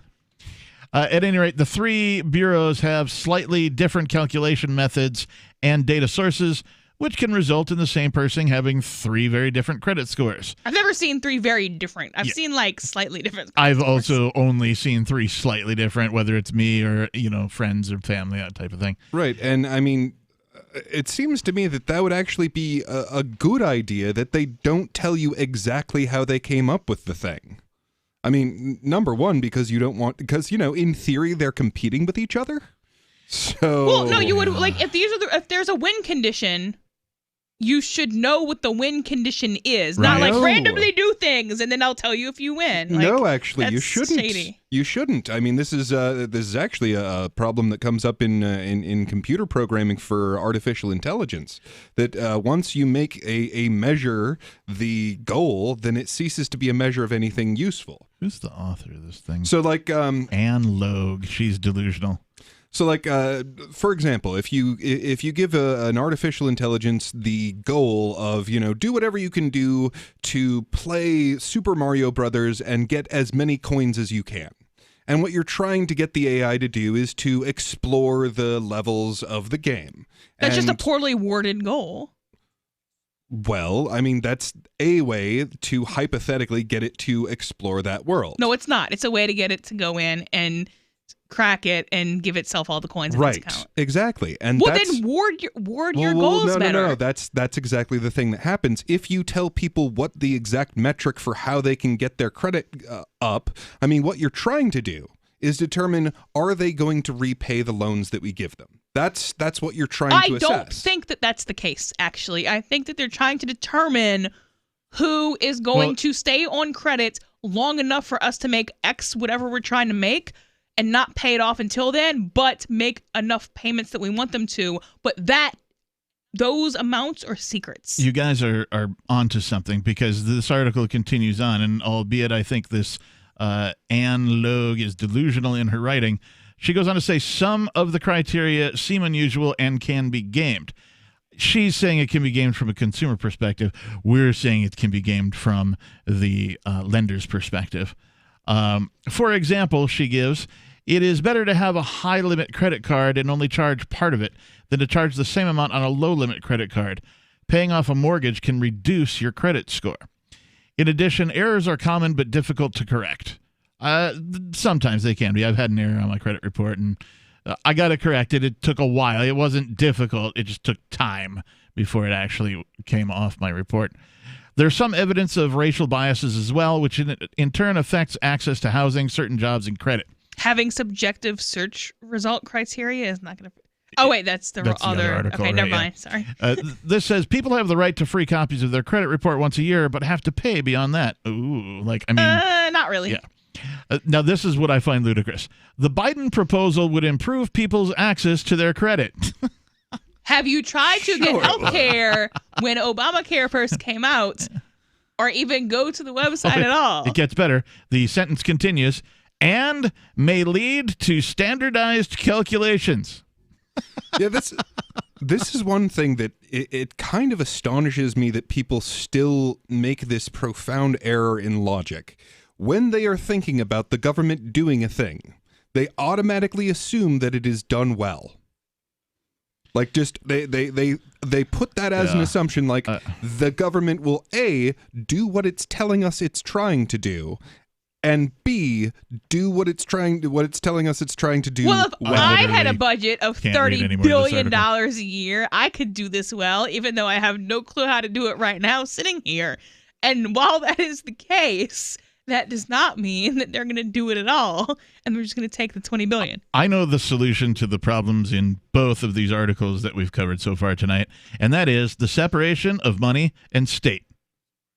Just like the separation of church and state, the separation of money and state will go a long way to increasing the individual's personal liberties. And just like the separation of church and state was accomplished by people going their own way on churches, doing their own worship, so the separation of state and money will be accomplished by us using non-government money. Correct. So use crypto for actual transactions. Use goldbacks for your, daily casual use. If you need a physical, tangible object to hold in your hand, something that looks shiny, and use goldbacks. Yeah, talk about something that's backed with gold. 603-283-6160. We've got more Free Talk Live for you coming up.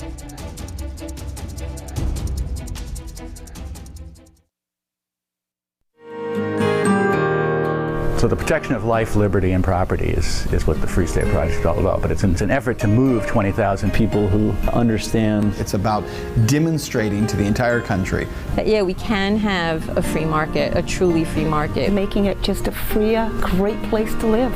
It's the world's largest voluntarist libertarian community, and it's only getting bigger. That's amazing, to be able to move to a place where other people passionately believe in being free and independent. What the Free State Project is managing to do, though, is to put their money where their mouth is. It's physically getting up across the country and saying, let's go someplace and let's demonstrate the power of these ideas. There's a lot of kind of philosophy that surrounds liberty. There's a lot of thinking about it and talking about it. But here in New Hampshire, people are doing it.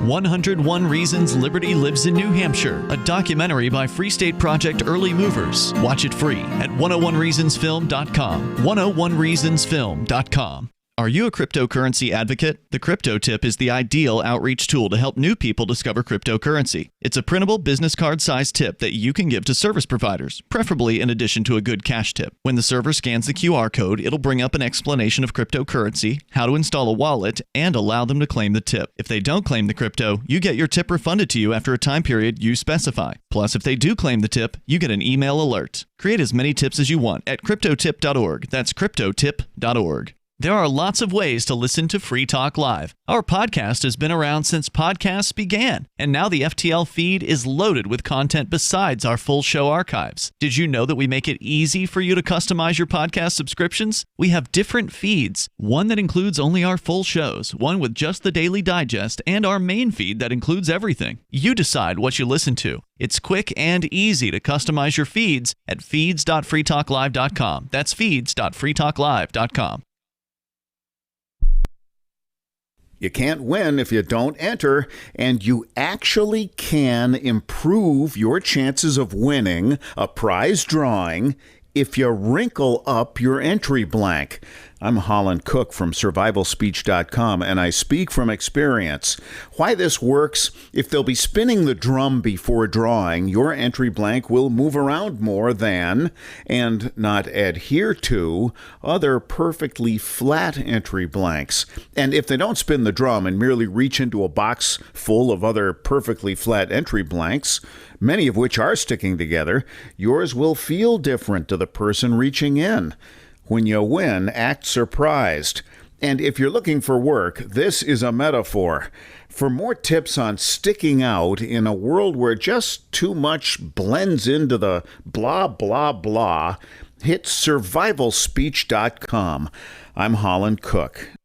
What if you want to hear the latest episode of Free Talk Live, but all you have is your phone, you forgot to download our archive, and you have no data connection? You can call our Listen line at 641-793-0191. That's a long-distance number, so you may incur charges. If not, listen as long as you want. 641-793-0191. The Free Talk Live Listen line, 641-793-0191.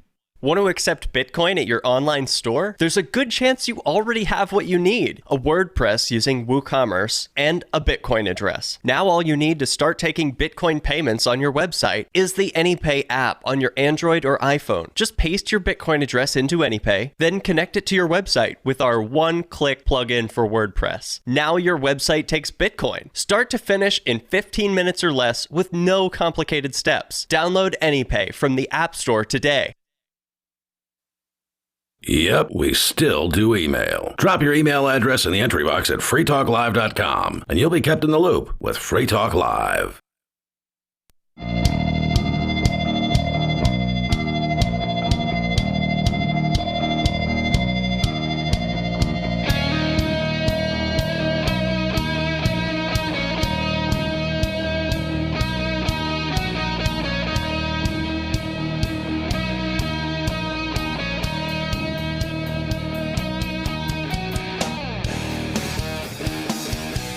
Yes, it is Free Talk Live.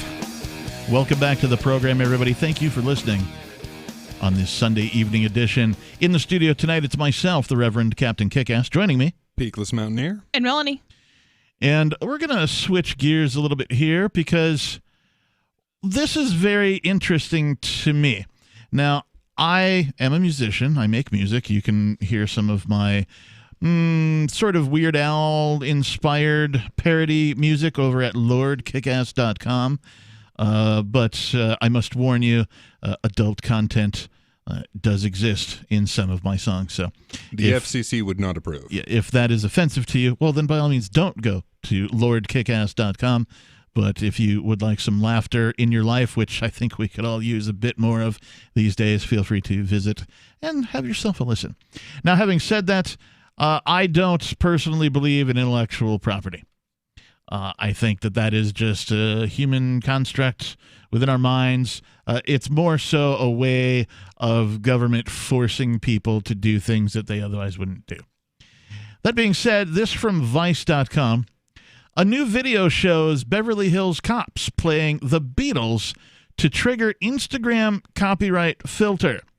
Now, if that doesn't make any sense to you, let me break it down.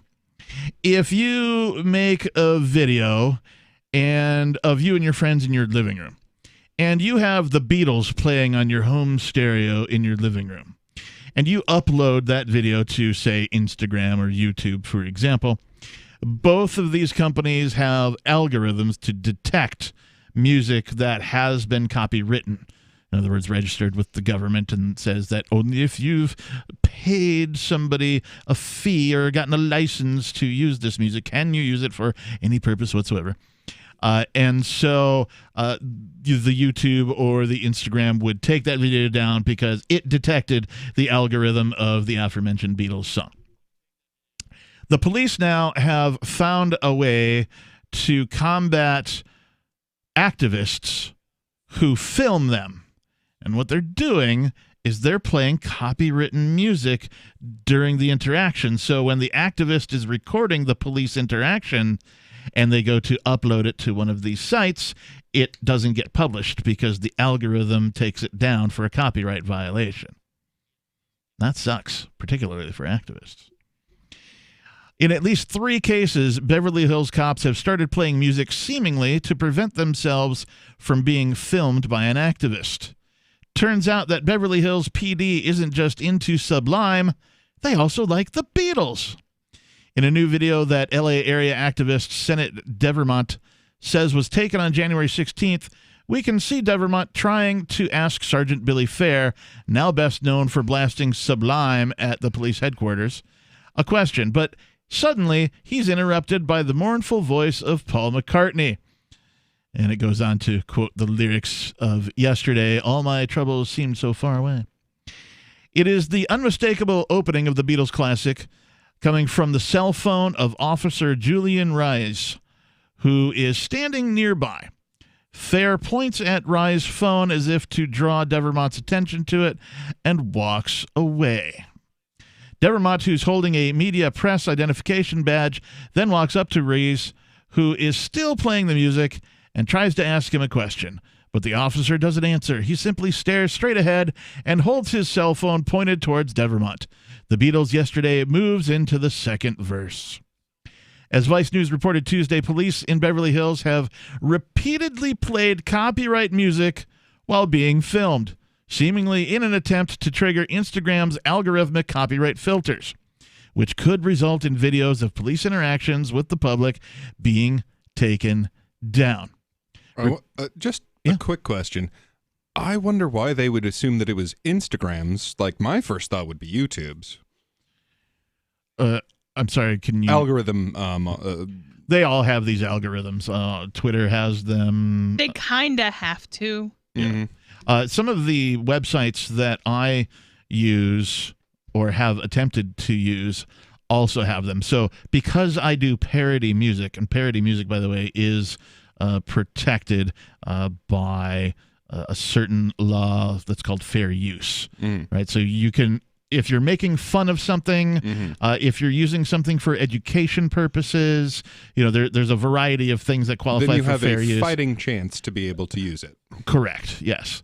And so what happens is on the front of some of these companies, if I take and make a parody of I don't know, Pearl Jam or something like that, and I upload it to just a regular site as if it were my own, the regular site has an algorithm that goes, oh no, we detected that this is a melody or a beat or phrasing from Pearl Jam's blah blah blah, and thus you're violating copyright and we won't publish your song, even though it's a parody, it's humor, and it's generally commentary. And to some extent, so they're not going to pay a lawyer to go through everything that gets flagged to determine whether or not you get to keep it up. Right.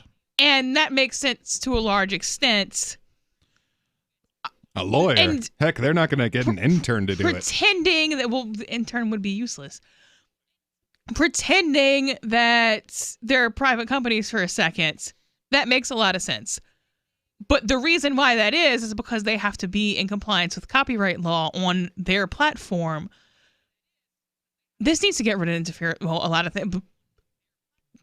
Option number 100 on my preference list. This needs to get rid of interfere use. Yeah, this is just one thing I'm really curious about here is wouldn't that be protected under like 230? That like, okay, well, I'm a platform, so I can't be held liable for what's on my platform. So you can't actually sue me for playing the Beatles. Well, what'll really bend your mind in a second is when, I think it's obvious to you guys who's, and again, I don't believe in intellectual property, but who is doing the copyright violation here? Is it the activist filming the police? No, the activist is not playing the Beatles or the Sublime or whatever. It's the police who are violating copyright. Are you sure about that? Yes, because they're the ones playing the copywritten material into not playing it a video. Public. They are playing it publicly because police are public property. But so if I have a group of 10 people at the park, I can play copyrighted music.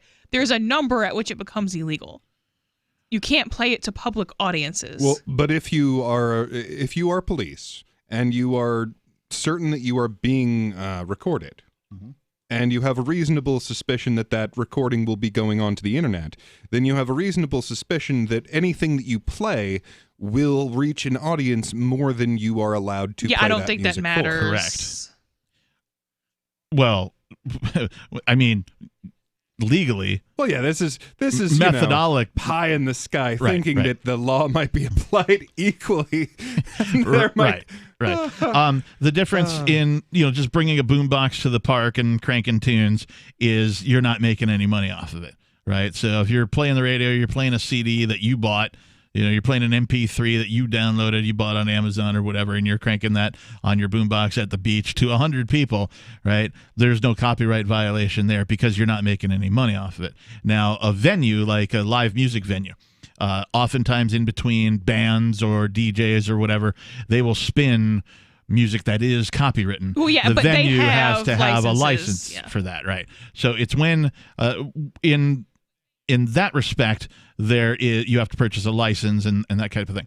But the activist here in this particular scenario is not the one playing the copywritten music.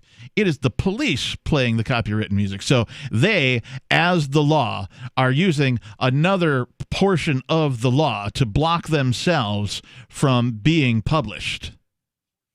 See what I'm saying? They're using the algorithms that cut out copywritten material from being published to these online platforms to protect themselves from being published in whatever it is that they're doing. There's a reason. Well, right, but I don't think copyright law cares, which is why you're right. Copyright law doesn't care. It. Right, copyright law doesn't care who played the music. I'm just pointing out that it's not the activist in this case playing the music. It's the police playing this music. If anybody is violating copyright law, it's the police in this particular scenario. Would these artists be able to? And I'm sure that they're picking out people who, while the Beatles themselves would be horrified by this, whoever owns their stuff now, maybe not, be able to just grant limited licenses to this type of thing. Yeah, licensing for copyright is a very muddy area, and I want nothing to do with it. 603-283-6160. More Free Talk Live coming up.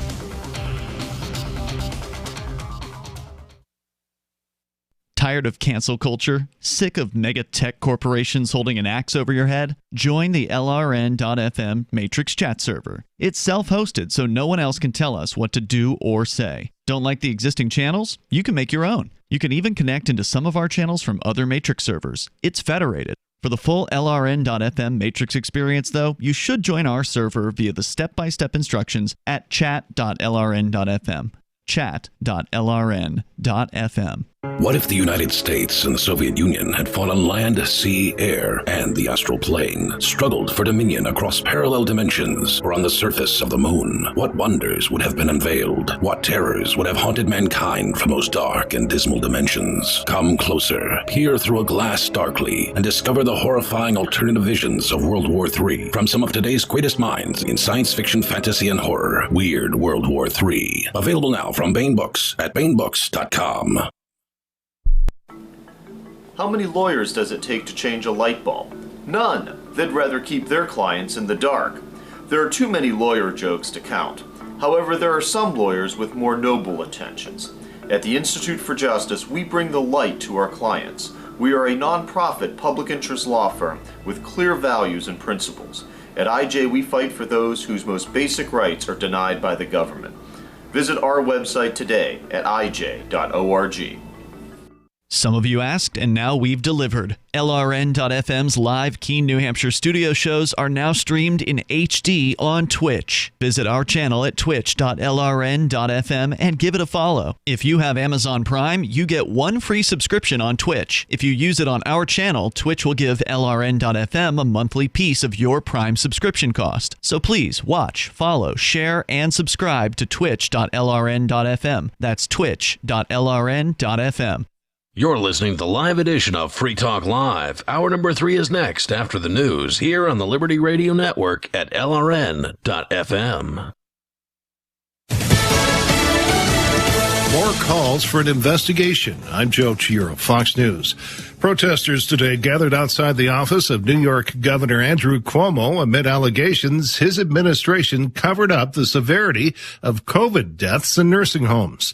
New York Congressman Lee Zeldin. They withheld from federal investigators this information. Why? Well, that admission also includes the intent of wanting to block a DOJ investigation. So while there's been a discussion that's been underway for several months with regards to the different acts of criminality with the original decisions with that order, the cover-up is looking a lot like obstruction of justice. Zeldin told Fox's Sunday Morning Futures that the New York Republican delegation has requested the Justice Department to investigate. Johns Hopkins University reports the average daily number of new coronavirus cases in the U.S. has dipped below 100,000 in recent days for the first time in months, but experts remain concerned about a UK variant of the virus that appears to be more deadly. Infectious disease expert Dr. Anthony Fauci. The vaccine that we are now currently distributing, the Moderna vaccine and the Pfizer vaccine, clearly work against this variant. And we know that from both in vitro test tube studies as well as extrapolation from other vaccines. Fauci on ABC's This Week. A Delaware judge has dismissed a defamation lawsuit filed by former Trump campaign operative Carter Page against the media company that includes Yahoo and AOL and formerly owned HuffPost. The judge ruled that Page had failed to demonstrate that articles about the FBI investigation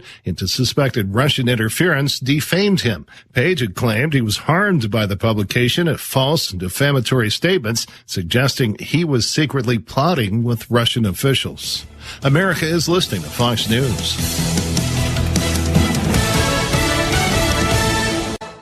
Why are you still going to the post office? Do it all online with Stamps.com. Avoid trips to the post office, print postage, send invoices, letters, or packages, and schedule pickups right from your home or office. 24/7. Get close to 10% off first-class stamps, up to 40% off priority mail, and up to 62% off UPS shipping rates. Go to Stamps.com, click on the microphone, and enter code FOX for a 4-week trial plus free postage and a digital scale. Stamps.com, code FOX. A misunderstanding by ICE of Biden administration directives led to the near release of some men convicted of child sex offenses.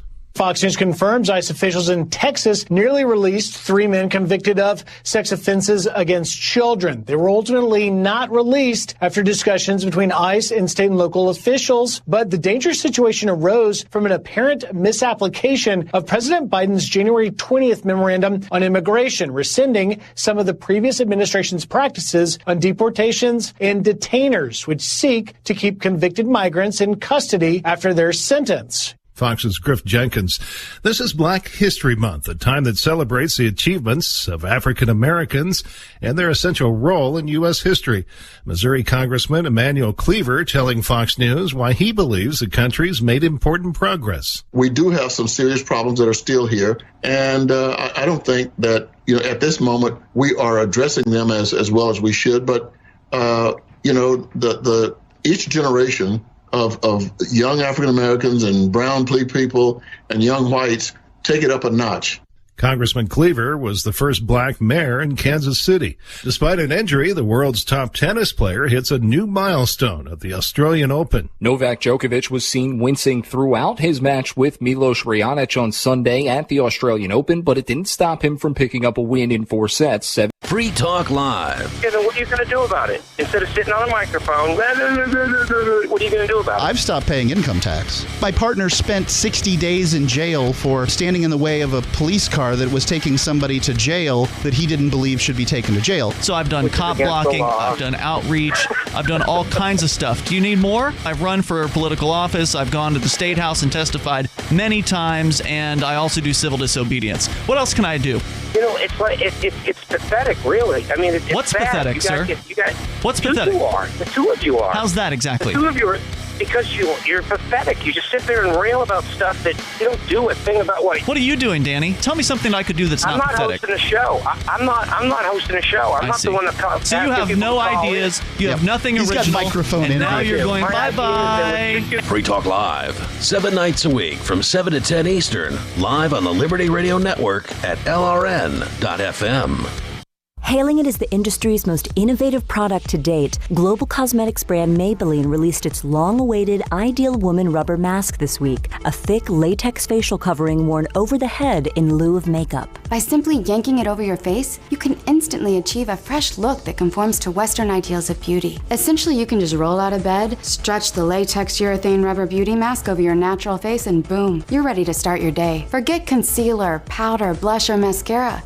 Now you can achieve a look that adheres to the conventional standard of feminine perfection in seconds. It's incredible. You immediately see the difference. The very first time I tried it on, my pores were minimized, my skin tone was more even, and all of the idiosyncratic little wrinkles, physical imperfections, and tiny irregularities that make my face unique were erased. I don't spend a lot of time on makeup anyway, but now all I need to do is yank this thing over my head, and that's it. I'm conventionally attractive. I mean, this gives me so much more time to find an outfit that makes my body look thin and socially acceptable. This is the Onion News Network.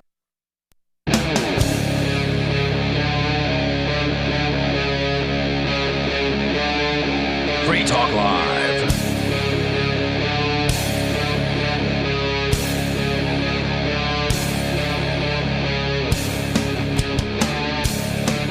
Yes, it is Free Talk Live. Thanks for listening, everybody. Thanks for tuning in. Welcome back to the program. Our telephone number in the studio, should you wish to join the conversation, is 603-283-6160. Again, 603-283-6160. In the studio tonight, it is myself, Captain Kickass, joining me, Beakless Mountaineer, and Melanie. We've been talking about this article from Vice.com, where it seems that some police are combating activists who choose to film police interactions. And we've done extensive coverage of some of these organizations. Cop Block is one of them. There's a bunch more. And there's also activists who've never even heard of this show that use cameras, particularly against police, for the purpose of highlighting the bad things that they do. Almost like ordinary people would like there to be some form of accountability in police action. And, of course, some people will say, well, the police are already supposed to wear cameras. Not all of them. And also, they have switches on them. Why you'd ever give the police the ability to turn the camera on and off, I will never know. But apparently they do. And so, frequently, police turn their video cameras off, whether it's to pull over a driver for a traffic infraction or it's to beat the crap out of an innocent person who they just don't like their attitude. This happens. So it is very important for activists to videotape their interactions. Videotape, gosh, listen to me. I'm so old. To video their interactions with police, whether it's your cell phone, whether it's a specialized video camera of some sort, whether, it doesn't matter the device that you're using. It is very important. This smartphone designed by VHS.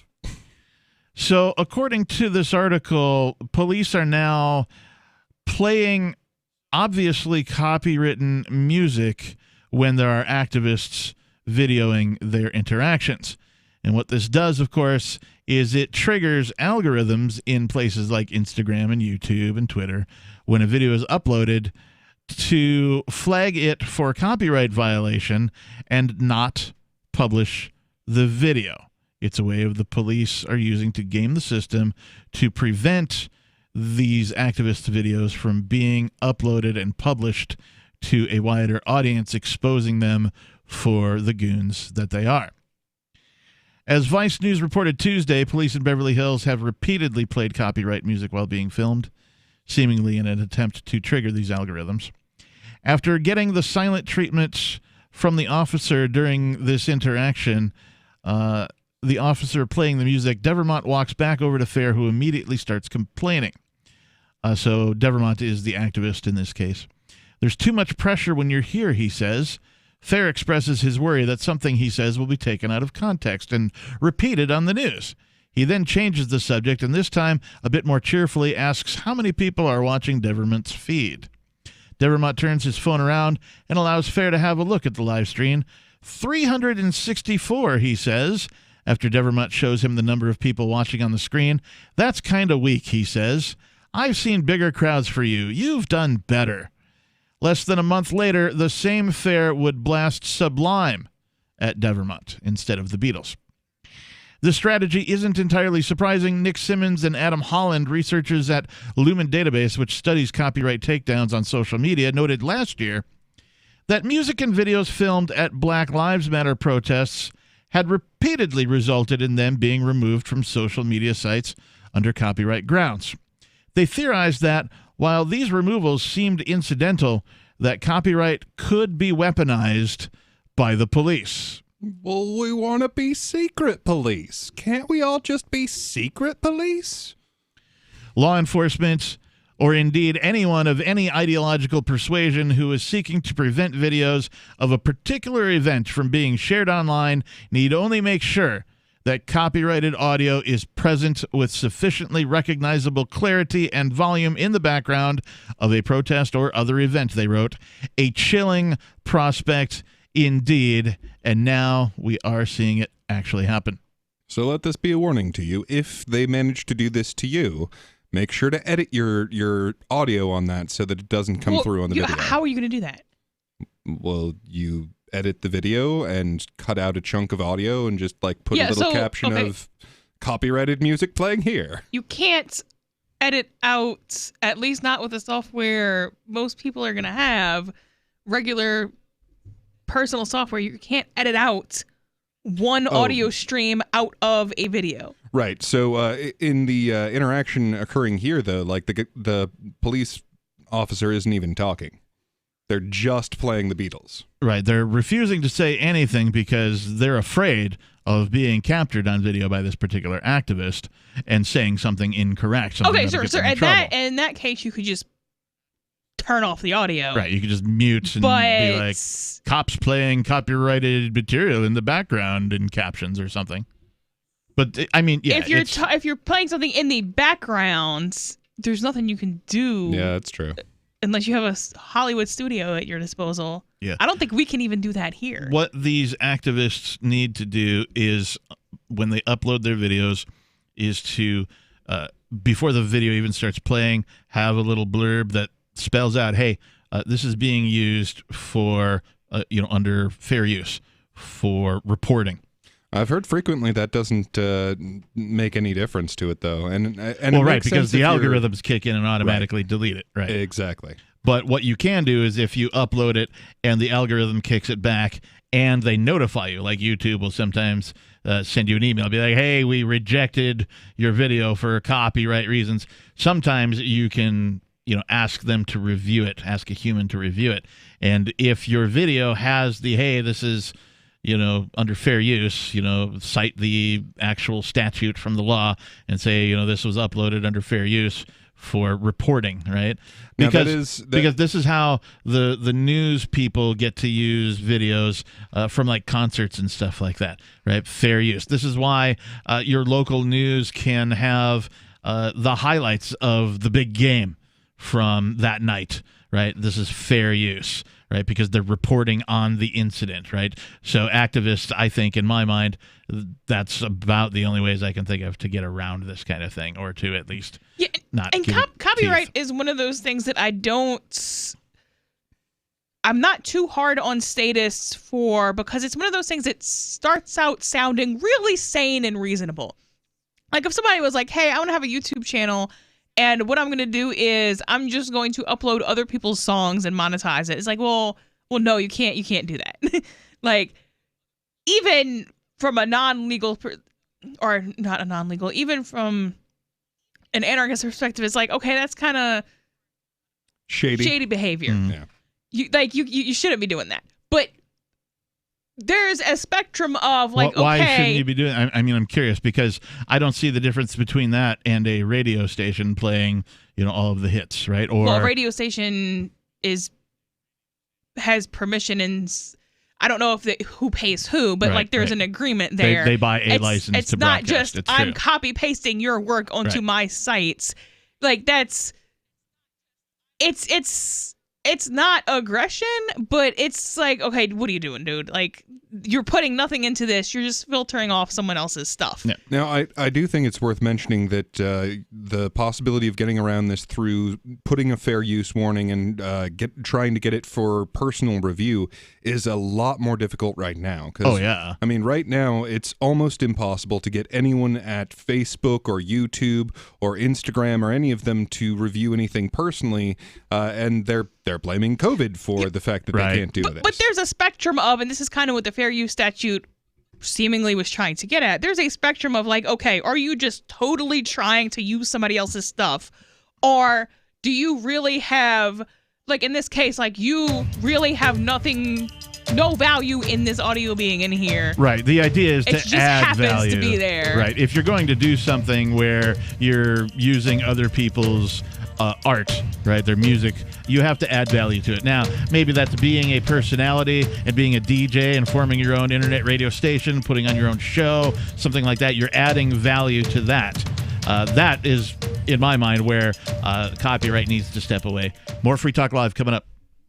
Bitcoin.com is the best source for learning about cryptocurrency. Go there now, click on Get Started at the top of the page. Once you do that, you'll find a cornucopia of information, neatly organized for your needs. If you're a knowledgeable crypto user, check out news.bitcoin.com where you can get the latest headlines. Bitcoin.com is your source for buying cryptocurrency, getting a wallet app, mining, trading, and all the latest cryptocurrency news, all on a slick and easy-to-use website. All put together by the best minds in the business to teach you about cryptocurrency. Bitcoin.com. Divi's been a pretty good investment for Free Talk Live. Their ad campaign started in September 2019, and from mid-March to mid-July, the values soared by 10 times. It's not too late. Divi's new wallet hasn't even released yet, and other things are happening that I can't even say on the radio. If you want to invest and potentially do well, go to diviproject.org. I can tell you that FTL is deepening its partnership with the guys from diviproject.org. Past performance is not an indication of future profit. diviproject.org. D-I-V-I project.org. Look, I'm sorry, but you're in for a world of pain if you use Coinomi. The reason is their wallet doesn't support payments. The solution is simple. Let them hear your voice. Message Coinomi on Twitter, it takes 5 seconds, and tell them AnyPay sent you, because they're on the fence right now, and your voice will prove that people care about using Bitcoin for payments. Go tweet at Coinomi now. Or even better, leave a review in the App Store. They really pay attention there. Thanks.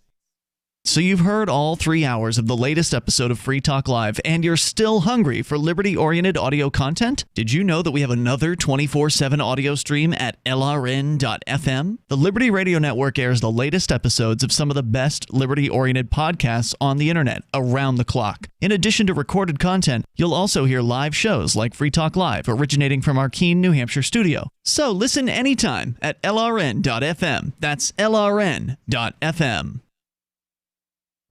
Is spreading the message of liberty, cryptocurrency, and peace around the globe worth $2 per month to you?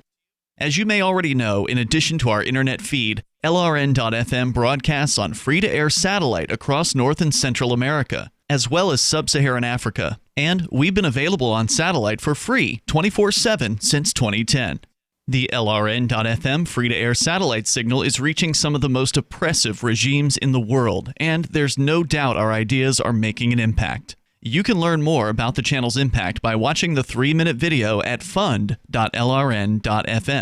If you'd like to help free minds globally with our ideas of liberty, cryptocurrency, and peace, you can donate as little as $2 per month via fund.lrn.fm. You can help us continue and expand our satellite broadcast to multiple continents. Visit fund.lrn.fm today, and thank you for your help. Don't forget to share the link on social media. That's fund.lrn.fm. If you want to know the latest about Free Talk Live before we go on the air, all you need to decide is how you want it delivered. It's your choice. Visit news.freetalklive.com to receive our usually weekly news updates by email. Plus, we have a Twitter account at twitter.freetalklive.com, and you can follow us on the decentralized Mastodon platform at toot.freetalklive.com. So please follow us at toot.freetalklive.com and sign up for our emails at news.freetalklive.com.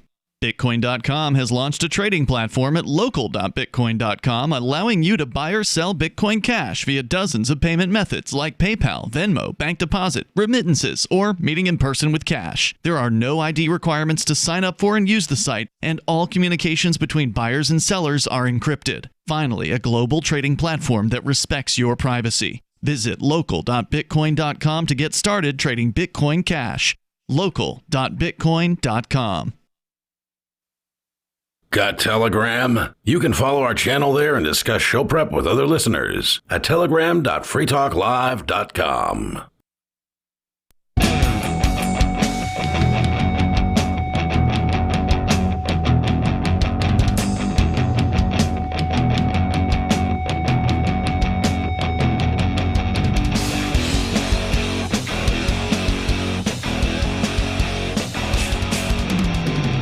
Zoinks!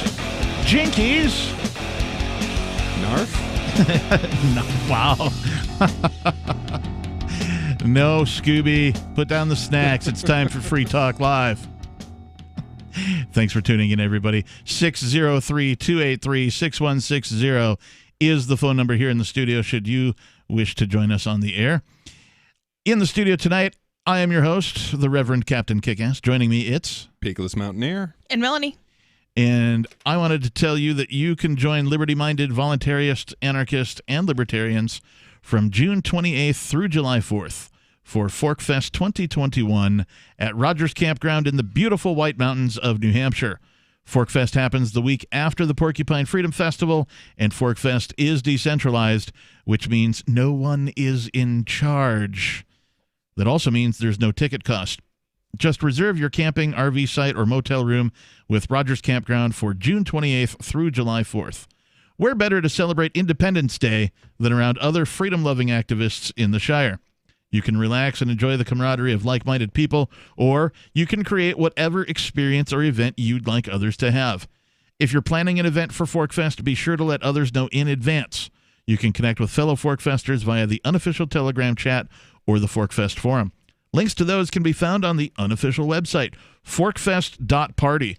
Mark your calendar for June 28th through July 4th, 2021, and we'll see you at forkfest.party. So we've been talking about this article from Vice that police are apparently playing obviously copywritten songs during interactions with known activists who are filming them. Why would they do that? They would do that to prevent the video from being uploaded to the most popular platforms, YouTube, Twitter, Instagram, etc., and so on, because these platforms have algorithms that will detect music that is copywritten and flag it because, you know, you need a license to have that in your video. If you haven't paid, you cannot have the music in your video. So this goes on to say that the strategy isn't entirely surprising. We covered that. Law enforcement, or indeed anyone of any ideological persuasion who is seeking to prevent videos of a particular event, could use this strategy. And so we were talking about copyright, you know, during the break amongst ourselves, and I'm vehemently against it. I mean, I have seen the lawsuits amongst musicians and record companies and the RIAA and all of this kind of a thing. And nobody ever presents any real evidence that their album sales or their ticket sales have been affected by somebody else playing their music. What they do is they present evidence that is merely projected into the future, right? So, oh, if my band is on tour and we project that we're going to make, you know, $5 million in the next year, and Bob plays one of our songs on his YouTube video, why, we're only going to make $4,800,742.32 or something like that. Because they can't prove that anything is really affecting them. If anything, copyright violations really do more to promote the source material than it does to inhibit their sales ability. I mean, I'm more likely to buy a song if I've heard it before, right? Because then you don't know. Okay, songs are like $1 now, but and you're still, more likely to buy an album if you like a song off that album, right? And you wouldn't know if you like that song if you hadn't heard it for free, right? And so these things always bother me. Now I'm going to get a bunch of crap from my musician friends who are all about the copyright. Oh my gosh, I got to protect my art. But like, you know, there's a painting called the Mona Lisa, right? Now let's say the guy who painted that is alive, right? Now, how is me taking a photo of the Mona Lisa going to prevent him from making money? It can't. It's not possible. And copyright is one of those things that I don't usually hold against status because it's reasonable on its face.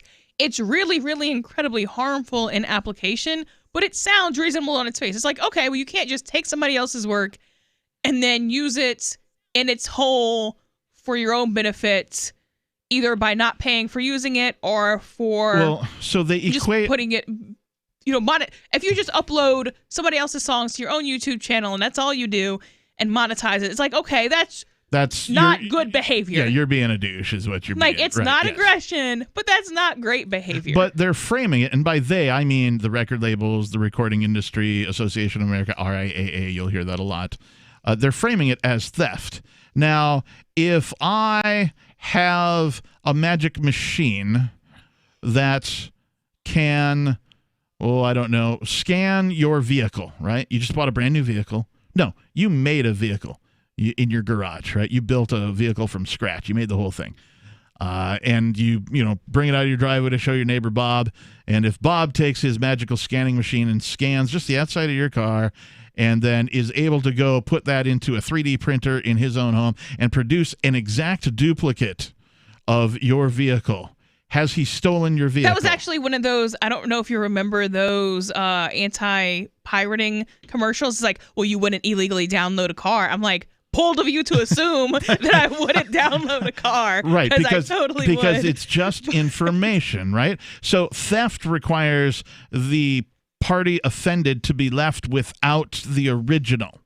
Yeah, you have to have less of something for me to have stolen it. And I will grant that a lot of the copyright arguments make sense. It's like, well, I put work in, it relies on labor theory of value. And it's like, okay, well, somebody put work into this and they won't if they don't get paid for it. The main problem is, because I wouldn't feel really sorry for people who just pull other people's stuff and sell it. That, like, I'm not, those are not my main concern for victims. But the problem is you get stuff like this where you can just go to somebody else's event, or you as a public official can just play the Beatles and now they can't film anything. Or there was a bunch of leftists on the internet a year and 2 years ago who were like, hey, you should go to these far-right Nazi rallies and just play copyright music so that now they can't, now it'll get pulled.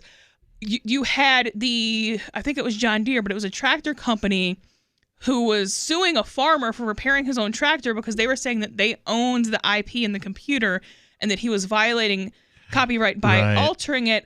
By trying to fix his own tractor or something. Some car companies were doing the same thing. It's illegal in some cases to alter software that you bought, like for your own use, not selling it or giving it to anybody else. Right. Well, and a lot of this comes down to a degradation of the very concept of ownership. Yeah, it ends up with corporations telling you what the ultimate end of copyright is corporations telling you that you do not own the product that you bought. And that is where copyright is really harmful and stuff like this. Yeah, I want free music. I can tell you. How long before Google copyrights your DNA?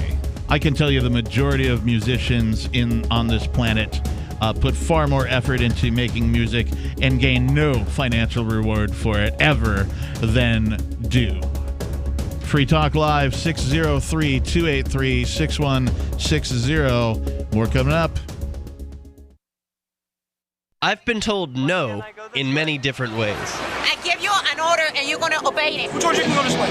You can't do that and you have to leave here. You cannot bring signs into their rally. Walk with me. Well, I'm comfortable here, actually. Whoa. Hey. Who do you think you are? Excuse me. There is no video and audio allowed in this office. No, I have work today. You ain't going to make it. Wait now. Wait a minute. Hey! Oh my God! Unbelievable! Why are you running from me? Because you're scared me. What am I being detained for? You're being served. What is this? You're being served. What is this? Democrats have a funny way of telling people no. That's the sound of the men working on the chain. Derek J's Victimless Crime Spree.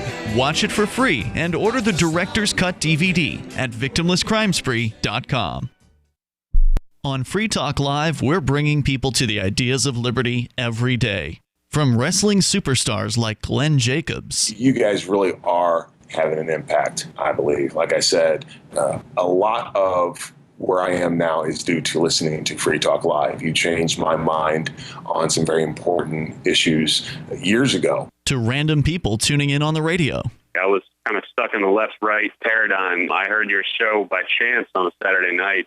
From there, I went on, joined the Free State Project, and become an amplifier. So, I mean, that's really the reason why I amp is because I know that if it wasn't for you guys being on as many stations as you are, I never would have found the ideas of liberty. Your amp will directly change more lives by getting Free Talk Live in front of people looking for talk radio online and on the air.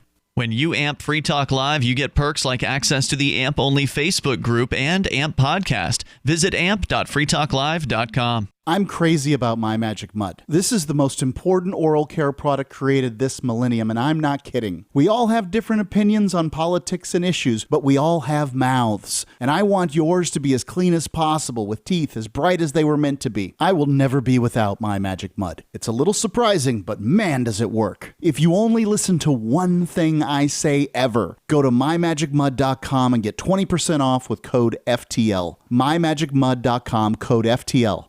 The LRN.FM social media channels have been revamped. We've eliminated Facebook and focused on other platforms like Twitter and Mastodon, the decentralized alternative to Twitter. On our accounts, you'll find posts from multiple LRN.FM show hosts together in one place. Follow us on Twitter at twitter.lrn.fm, or better yet, move to the decentralized Mastodon social media platform at toot.lrn.fm, toot.lrn.fm. I think you'll like it. I'm grateful to have heard from some of our satellite listeners recently. I appreciate knowing that people are out there who like what we do and are willing to support it financially.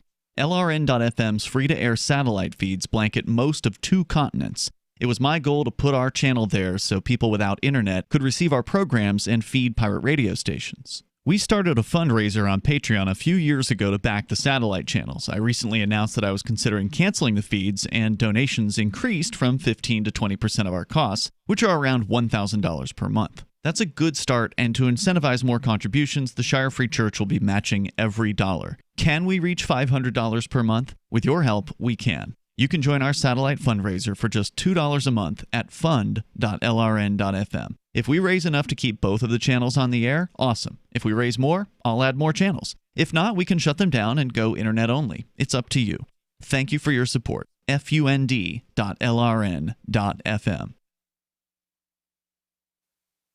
Do you appreciate what we do? Help us advertise, market, and promote for just $5 a month at amp.freetalklive.com.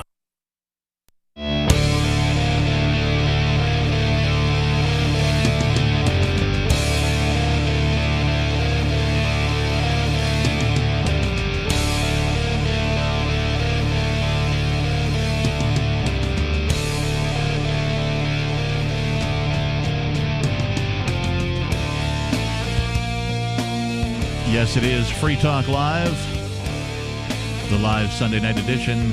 603-283-6160 is the telephone number if you would like to get on the air and talk about whatever's on your mind. In the studio tonight, it's myself, the captain. Peakless Mountaineer. And Melanie. And I want to take a second to say thank you to Kylan Eckert. Kylan is a silver level amplifier, and that means he donates some money every month to the Amplifier program here at Free Talk Live. What is the Amplifier program, you may ask? And ask you may. Well, you can find out more over at amp.freetalklive.com. But essentially, we ask for $5 a month. You can give more. There's different levels. There's the silver level, the gold level, the platinum level. And you get some perks if you become an amplifier. But this money doesn't go into my pocket. I certainly don't spend it on beer or anything like that. We spend it here at Free Talk Live to get this program onto more radio stations. There aren't enough programs like Free Talk Live on planet Earth, much less in the United States. And we're currently on something like 190 stations. We could be on 200, 250. We could be on 300 stations. It's all up to you. Please visit amp.freetalklive.com. Consider amplifying this radio program and getting the message of freedom into more people's ears. amp.freetalklive.com. Thank you, Kylan Eckert. We appreciate you. All right, I think we've burnt through the copyright thing. You guys have more to say on copyright? Well, just a last couple of thoughts. Just number one, just as it is unreasonable for me to copyright a word in the English language. Like the? Yeah, like the. I can't just go copyright the and say that's mine now. Well, that's more unreasonable because you didn't even create it. You can't prove that. Yes, actually I can. But you can copyright and trademark phrases. Yes. Right. So, or I might come up with a neologism that catches on, and, because it's my particular portmanteau, I invented it, and that's still completely unreasonable. Hey, are you stepping on my portmanteaus? I might be. Portmanteaus, get it? Is that a portmanteau? Portmanteaus? Portmantoes? Yes, it is. I believe we have just reached peak meta. It's the toes of the man who makes portmanteau. Now, can I copyright that because I invented the word portmanteaus? Probably not. Yeah, well, I don't think so. Right. And even if you could, because who knows what's going to be allowed in the near future, it would be a terrible, terrible idea. Like, that might somehow become a terribly useful word. And all of the sentences that might be published using that word won't be published now because they have to get a hold of you and give you money. Before they can use the word. Right. So on that same principle of if you come up with a word, you don't copyright that word because it stops us from communicating with each other. Right. So in the same way, on a larger level with art, if you have all of these copyrights, you are stopping an enormous amount of creativity from coming into being because of all of these copyrights. I mean, like, okay, if you look at Star Wars, for example, like what they did with those copyrights is terrible. Like the prequels were just awful. Just awful. Now, if you would just let people take that nice archetypical story and do what they wanted with it, make paintings, make new movies, do skits, do all of the stuff that people do, we would have so much more to work with. We would have a much richer, more vibrant culture. There were several science fiction, either television series or I'm trying to remember exactly which one off the top of my head. I think Star Trek suffered from this, where there was a bunch of fan-made films. And, of course, technology for video production has increased in availability, and it's become cheaper for people to procure top-level video production software. Mm-hmm. So, a nerdy backyard wannabe producer can make a relatively decent film for pennies. Now, it's nothing that's going to compete with the big Hollywood films, but with some creativity, they can make something pretty good. Right. And they would get sued for copyright violations for making their own version, telling a story that existed somewhere in the Star Trek universe that had nothing to do with, Spock and Captain Kirk and all the main characters that everybody knows and loves. They would just go and tell some other story about some new crew that they made up themselves that just happened to exist within the universe of Star Trek. And then, of course, they would get, beaten down by lawyers. Right. They're not making any money of it. They just wanted to release it on YouTube. They thought it was fun. It was a labor of love. They're fans, right? Right. Now, I see especially since the stuff that's coming out in the Star Wars or the Star Trek universe is terrible. This is kind of the least concerning thing about it for me. Like, okay, yes, this is all true. It's kind of bottom of the list. The real concern is copyrights gives corporations the legal leeway to tell you that you don't own things that they sold you. Right. Yeah. Like, you don't own this item that they sold you according to some law, and you have to just keep paying them money and can't alter it, and just because they said and now they're like the god of this item. Yeah. Because of that's what copyright actually does. Right. Right. Yep. And I mean, it's reaching to gross and disturbing lengths at this point. I mean, there are literally copywritten genomes Okay, so yeah, like Excuse me? Yes. Oh yeah, Monsanto did that too. Though That's right, for like corn and then stuff. they would. Right, it would be something that would. I think there's a term for this in agriculture, but it would infringe on, because a seed and a plant doesn't know where a property line is. It would go onto somebody else's property, destroy the existing the naturally seeds or raised plants, corn or whatever, and right. then kind of plant itself, because seeds do that, right? The reason we have plants is not because people were around 500 million years ago planting all the trees. Like, this is how plants work. Right. And then Monsanto would sue them, and so now they have to pay royalties to Monsanto just forever because they now own species of plants and they're destroying the original species. Like, no. Right. You can't own all food, Monsanto. This is what copyright is. Right. And obviously the farmers did not invent corn or whatever plant is in question here. This occurred of its own volition. In other words, one farmer's field is next to another field, and they cross-pollinate. And so, of course, the other farmer is going to get some corn that has that particular signature in it or genome, and by no fault of the other farmer. The other farmer didn't go, ha ha ha, I'm going to jump into my neighbor's field and steal seeds of corn. These first 2 rows are going to be because right. And different things are pollinated different ways, but like a bee's not flying around being like, okay, this is this guy's property, I better turn back around. Like, this is not, you can't own nature, okay? Yeah. I mean, I guess legally you can, but you don't actually own nature as a whole. And, let's assume that this keeps going in the trajectory that it's faced right now. Okay, well, how long before Monsanto decides to release a retrovirus that puts some of their copyrighted DNA into your body? And then suddenly, well, you're not allowed to have kids without their permission. Right, you ate our corn.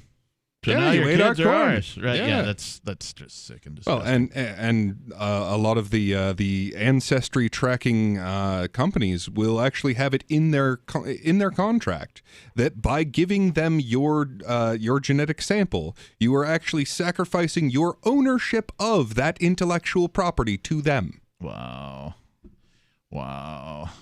I know there were websites when uploading first became popular that would have clauses that says, hey, by uploading your music, you hereby grant us all of the intellectual property rights of whatever the heck it is you just uploaded. Yeah, so, Facebook does that. So if you were a new band and you just wrote a new song and you uploaded it to this website and it blew up, it became popular, it went viral. Well, guess what? You didn't get paid. This other company got paid because you checked the box that said, I agree in the end-user license agreement. It's all very disturbing. 603-283-6160. Coming up, did a reporter get sued for seeking records? We'll tell you more. More Free Talk Live is on the way. The Free State Project has reached its goal of 20,000 liberty lovers who've pledged to move to New Hampshire and get active to achieve liberty in our lifetime. Perhaps you're trying to figure out what part of New Hampshire should be your destination. If so, consider Keene. You'll find more than 150 reasons to move to Keene at move.freekeene.com. Keene is famous for its historic, publicity-generating activism, as well as being the liberty media capital of the world. It's home to freekeene.com, New Hampshire's destination for liberty activism, news, and opinion. For years, we've been compiling over 150 reasons to move to Keene at move.freekeene.com, where you'll learn about some of what's happening here and what makes Keene a great place to live. If you love liberty, you'll probably enjoy anywhere you end up in the Shire. But do your due diligence first. Please visit move.freekeene.com for the full list of over 150 reasons to move to Keene. That's move.freekeene.com. There are basically 2 types of advertising, direct response and branding. Radio's great for direct response with its low cost to listener ratio, but audio can't be beat for branding, which is a longer-term endeavor. You want to be the first thing that someone thinks of when they think about your product or service. If you have a local business that you want kept top of mind in your community, call the station. If you need national reach, Free Talk Live's got around 200 radio stations, millions of monthly listening sessions, can suit all budgets, and if we don't think we're right for you, we'll tell you. Email me, mark@freetalklive.com. There are lots of ways to listen to Free Talk Live. Our podcast has been around since podcasts began, and now the FTL feed is loaded with content besides our full show archives. Did you know that we make it easy for you to customize your podcast subscriptions? We have different feeds, one that includes only our full shows, one with just the Daily Digest, and our main feed that includes everything. You decide what you listen to. It's quick and easy to customize your feeds at feeds.freetalklive.com. That's feeds.freetalklive.com. This is Michael Dean from the Freedom Fiends. I've run websites since 1996 and have used over a dozen web hosts in that time. AgristHosting.com is the only one that hasn't broken my heart. Agrist Hosting's uptime and service is stellar, and their DDoS mitigation is the best I've seen. That's important because if you tell the truth in this world, you'll ruffle feathers. And some people will try dirty tricks to silence your voice. No matter what the haters hit us with, Agrist Hosting keeps our websites online. If you have a mission-critical commercial presence or a world-changing activism site, you cannot tolerate any skullduggery. So go with AgristHosting.com. Have a WordPress or blog site, but you're not satisfied with performance or uptime? Or just want raw hosting? Want to pay with Bitcoin? Agrist Hosting specializes in high-performance hosting with personalized service. Go to AgristHosting.com and click on the button that says Get Hosted. That's AgristHosting.com. What if you want to hear the latest episode of Free Talk Live, but all you have is your phone, you forgot to download our archive, and you have no data connection? You can call our Listen line at 641-793-0191. That's a long-distance number, so you may incur charges. If not, listen as long as you want. 641-793-0191. The Free Talk Live Listen line, 641-793-0191. Looking for a great real estate investment? Consider New Hampshire, which is ground zero for the Liberty Movement. Your first call should be to Mark Worden from Porcupine Real Estate. He's more than just a real estate agent. He's your New Hampshire concierge. Where are the best places to live? Do you want farm, city, the burbs, or forest? Do you want a duplex or multifamily building so that renters pay your mortgage? There are homes in all price ranges in New Hampshire, and Mark can help with financing too. Invest in Liberty and property. Mark Worden can help. PorcupineRealEstate.com.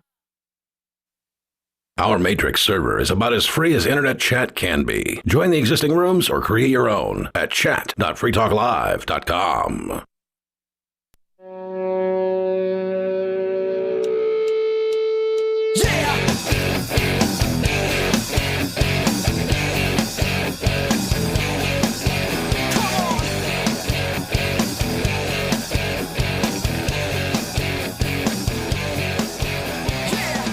Yes, it is. Wow, how time flies when you're having fun. Thanks, guys. I'm glad you all are here. It is Free Talk Live. Welcome back. It's the final segment of tonight's program. The digits you need, you probably won't be able to get in yet tonight, but for the future, is 603-283-6160.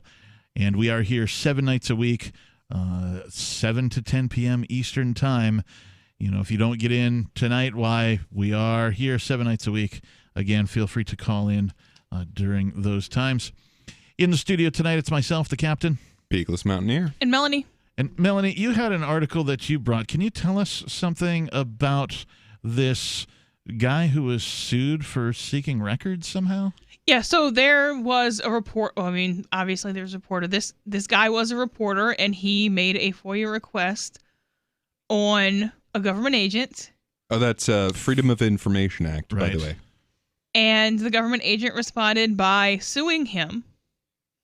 And the reason why I even care about this is because I like a good revenge story. Okay. And so...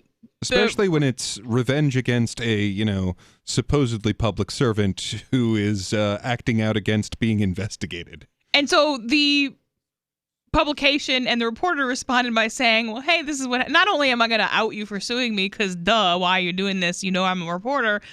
But by the way, it says our views, Jeff Landry sued a reporter for seeking records. You should file your own request. And then they tell you how to do that. This is from The Advocate. We've been hardened by the support we received since Friday when Attorney General Jeff Landry filed suit against a reporter Andrea Gallo for submitting a public record request to his office. Gallo is seeking to get to the bottom of a sexual harassment case that has roiled Landry's office, and based on his reaction, the case seems to have roiled Landry too. Wow. Louisiana citizens have the right to see public records, and it's written into the state constitution. It's also written into federal law. Journalists file lots of public records requests, but so do average citizens who have a grievance with their elected officials, or you can do it just because you feel like it. Right. But taxpayers who file requests deserve better than to be sued by the public officials that serve them.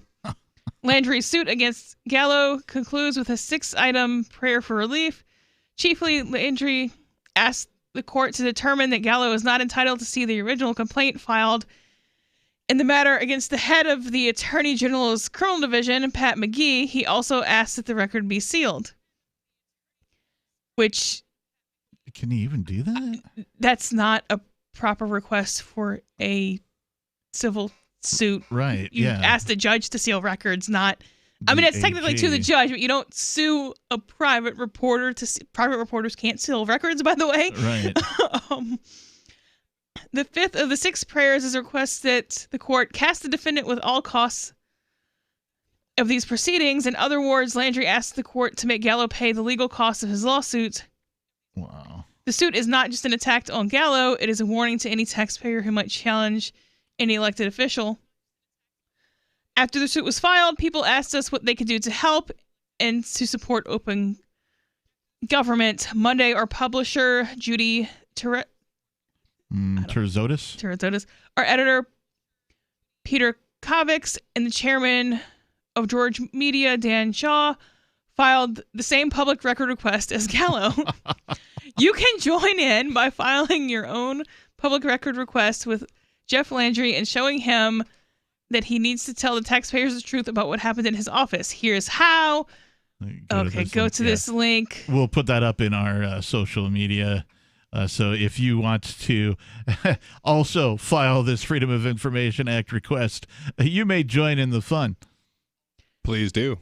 Yeah, and it's just, this is not That's fantastic. abnormal behavior for Louisiana officials. They've also been known to, there are videos of reporters standing outside of a building asking them questions about a proceeding they're going to or from, and so they respond by arresting them. There's one where the cop's confused. He's like, well, arrest him, and the cop's like, for what, though? And Louisiana, it's an interesting place.